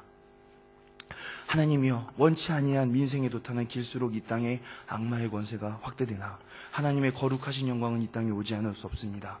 원컨대 저희 조선의 독립과 함께 남북 통일을 주시옵고 또한 민생의 복락과 아울러 세계 평화를 허락하여 주시옵소서. 하나님, 아직까지 남북이 둘로 갈리니 민족의 고통과 수치를 씻어주시고 우리 민족, 우리 동포가 손을 잡고 웃으며 노래 부르는 날이 우리 앞에 속해 오게 하여 주시옵소서. 역사의 첫걸음을 걷는 오늘 우리 환희와 감격에 넘치는 이 민족적 기쁨을 다 하나님에게 영광과 감사를 올리나이다. 이 모든 말씀을 주 예수 그리스도의 이름을 받들어 기도하나이다. 아멘. 이것이 대한민국 역사 첫 페이지예요. 이 기도를 드릴 때 대한민국의 건국의 아버지 198명의 재헌국회의원들이 다 일어나셔서 함께 기도를 했습니다. 그래서 우리는 언약을 맺은 거예요. 하나님 앞에서의 언약은 조건부입니다. 우리의 기도는 뭐라고 되어 있었죠? 하나님, 우리가 너무나도 가난했기 때문에 악마의 권세가 확대되고 나쁜 일을 많이 했습니다. 신사참배도 했고요. 하나님, 우리가 너무나도 가난했으니 민생의 복락을 허락하여 주시옵소서. 그리고 우리가 남북통일과 세계평화를 이루게 하소서. 남북통일과 세계평화, 이 언약의 조건부로 우리가 민생의 복락을 얻은 거예요. 대한민국의 60년의 기적은요, 우리가 일 열심히 해서 된 게 아니에요. 하나님께서 주신 거예요. 더 열심히 일한 나라들, 아동노동부터 착취해서 하루에 18시간씩 일하면서도 가난한 나라들 세상에 쎄곳했어요. 그러나 대한민국은 하나님 축복하셨어요. 왜? 세계평화와 남북통일이에요. 세계평화는 우리가 이루고 있습니다. 세계에서 선교사 제일 많이 보내는 나라, 24,000 선교사를 파송한 나라 한국이에요. 그러나 남북통일은 돈 때문에 못하겠습니까? 남북통일에 대해서도 우리가 기도해야 되는 거예요. 그래서 우리의 건국의 아버지들이 헌법에 이 언약을 집어넣습니다. 대한민국 헌법 제3조. 대한민국의 영토는 한반도와 그 부속도서로 한다. 무슨 뜻이냐면요, 북한은 대한민국 땅이란 얘기예요. 그래서 탈북자가 남한으로 들어오면요, 그 사람들에게 시민권을 그냥 줍니다. 연변교포, 제1교포 시민권 안 줍니다. 탈북자가 오면 원래부터 시민권이 있었던 걸로 인정하고 국적을 줘요. 왜? 헌법 3조에 근거한 거예요. 북한은 우리가 수복해야 되고 해방해야 될 대상이라는 거예요. 그리고 헌법 4조, 대한민국은 통일을 지향하며, 그러니까 경제 때문에 통일 안 하는 게 좋겠어. 위헌이에요. 자유민주적 기본질서에 입각한 연방제 통일 위헌이에요. 평화적 통일 정책 북진통일위원회입니다. 를 수립하고 이를 추진한다. 그러니까 북한이 무너지면 들어가겠다는 거. 북한이 무너지게 하겠다는 거예요. 그래서 우리의 통일의 대상은 북한 정권이 아니라 북한의 주민들이에요. 그들을 해방시키겠다는 거예요. 이 언약을 세우면서 또한 국회에다가 언약 투성이에요. 국회에다가 의자를 600개를 만들어 놓습니다. 500개, 600개를 만들어요. 우리가 국회를 보면 왜 이렇게 추석률이 저조해? 이렇게 생각하죠? 아닙니다. 국회의원이 그 당시에 198명이었고 지금 300명인데요. 국회에는 의자가 500개, 600개가 있어요. 왜 그럴까요? 북한석입니다. 통일됐을 때도 쓰기 위해서 처음부터 그렇게 만든 거예요. 그런데 2012년 총선 이후로 최초로 북한석이 찼어요. 한나라당 비례대표로 조명철 의원이 탈북자로서 그 자리를 채우게 된 거예요. 그래서 지금은 엘리야의 때처럼 주의 말씀이 성취되고 주의 종 모세의 때와 같이 언약이 성취되기 시작한 거예요. 북한석이 처음으로 찼어요. 탈북자가 국회의원이 됐습니다. 그리고 우리가 하나님의 나라를 위해서 전진하기로 이 2012년을 하나님께 올려드려야 되는 것입니다. 우리가 북한이 곧 열릴 것을 믿어요. 이분이 바로 이윤영 목사님의 사진이에요. 북한으로 우리가 가면은 정말 저주받은 땅이라는 걸 볼 수가 있습니다. 왜냐면요, 바로 남한만 하더라도 같은 품종의 옥수수를 같은 비료를 써서 심었는데 옥수수 알갱이가 맺는데 바로 북한으로 올라가면 우리가 보내준 씨앗을 우리가 보내준 비료를 뿌려서 심었는데 옥수수 알갱이가 요만하대요. 땅이 저주를 받은 거예요. 그런데 에스겔서 36장에 보면 하나님의 뜻이 회복된 이스라엘이 어떻게 될지 나옵니다. 기근이 사라지고 나무의 실과 밭의 소산이 풍성케 될 것이며 무너진 곳이 황폐한 것이 건축될 것이요 황량하고 적막하던 성읍에 성벽이 생기고 거민이 살게 돼서 양떼 같은 사람의 때로 채우리니 이제는 에덴 동산 같을 것이요 너희는 내 백성이 되고 나는 너희의 하나님이 되리라. 하나님께서 신사참배 때문에 우리가 우상숭배하고 교단들이 다 같이 우상숭배를 했던 것 때문에 동방의 예루살렘 평양을 떠나셨었죠. 에스겔서에서처럼 평양에서 예루살렘에서 떠나셨던 하나님의 영광이 이제 예루살렘으로 돌아올 것입니다. 에스겔서의 마지막 장에 보면 하나님의 성전이 다시 돌아옵니다. 하나님의 영광이 다시 한번 구름 날개에 휩싸여서 예루살렘으로 돌아와요. 그리고 하나님께서 이 약속을 주시면서 에스겔서의 마지막 절은 이렇게 끝납니다. 이 성읍의 이름을 여호와 샴마라 하리라. 이는 번역하면 여호와께서 여기에 계시다. 하나님께서 다시 그 땅을 회복하실 것입니다. 그럼 우리는 어떻게 해야 될까요? 무슨 전략적인 기도 모임 하라고 어느 계절로 돈 보내러 뭐 이런 게 아닙니다. 여러분, 통일을 사세요. 통일은 어차피 올 거니까 여러분 통일 이후로 준비하세요. 뉴질랜드까지 하나님께서 여러분을 보내신 이유가 있습니다. 여기서 기도하시고 준비하셔서 통일 이후로 사세요. 어차피 통일은 될 거예요. 그리고 맛있는 거 먹을 때마다 하나님 이 음식 우리 북한 주민들의 입에도 들어가게 해주세요. 좋은 옷을 입을 때마다 하나님 이런 옷들 우리 북한 주민들도 입게 해주세요. 그리고 좋은 자동차를 몰 때마다 하나님 내가 이 차를 타고 감계로 회령으로 개성으로 달릴 수 있게 해주세요. 그렇게 기도하세요. 여러분들이 그렇게 통일을 사시면서 비전을 품고 사시길 바랍니다. 하나님께서 우리와 함께 하실 것이고 우리를 대한민국에서 쓰시고 뉴질랜드에서 쓰셨던 것처럼 저 북한 땅에서도 쓰실 것입니다. 기도하겠습니다. 하나님 아버지, 우리들이 통일을 살기를 원합니다. 하나님께서 저희를 뉴질랜드까지 보내주셨고 하나님 이제는 또한 북한으로 보내주실 줄 믿습니다. 그곳에서 주님의 빛을 비출 수 있게 하여 주시옵소서. 각자가 대학에서 배운 전공을 가지고 그 황폐한 땅 가운데 들어가서 꽃이 피어나게 하고 아버지 그 땅에 나무가 심기게 하시고 건물들이 서게 하시되 무엇보다 주님께 영광과 예배를 드리는 교회들이 서게 하여 주시옵소서. 공산당에 의해 무너졌던 그 교회들이 벽돌 한 장까지 재건되게 하여 주시오며 해방의 날을 위해서 기도하고 수용소에서 눈물을 흘리고 있던 자들이 해방되게 하여 주시옵고 이제 약속의 날이 얼마 남지 않았사오니 이제부터 통일 때까지는 한 사람도 더 얼어 죽거나 굶어 죽지 않게 하여 주시옵소서. 하나님 아버지, 그리고 50년간 60년간 고향을 그리워하던 실향민들이 만세를 부르며 탈북자들의 손을 잡고 고향으로 돌아갈 수 있게 하여 주시옵소서.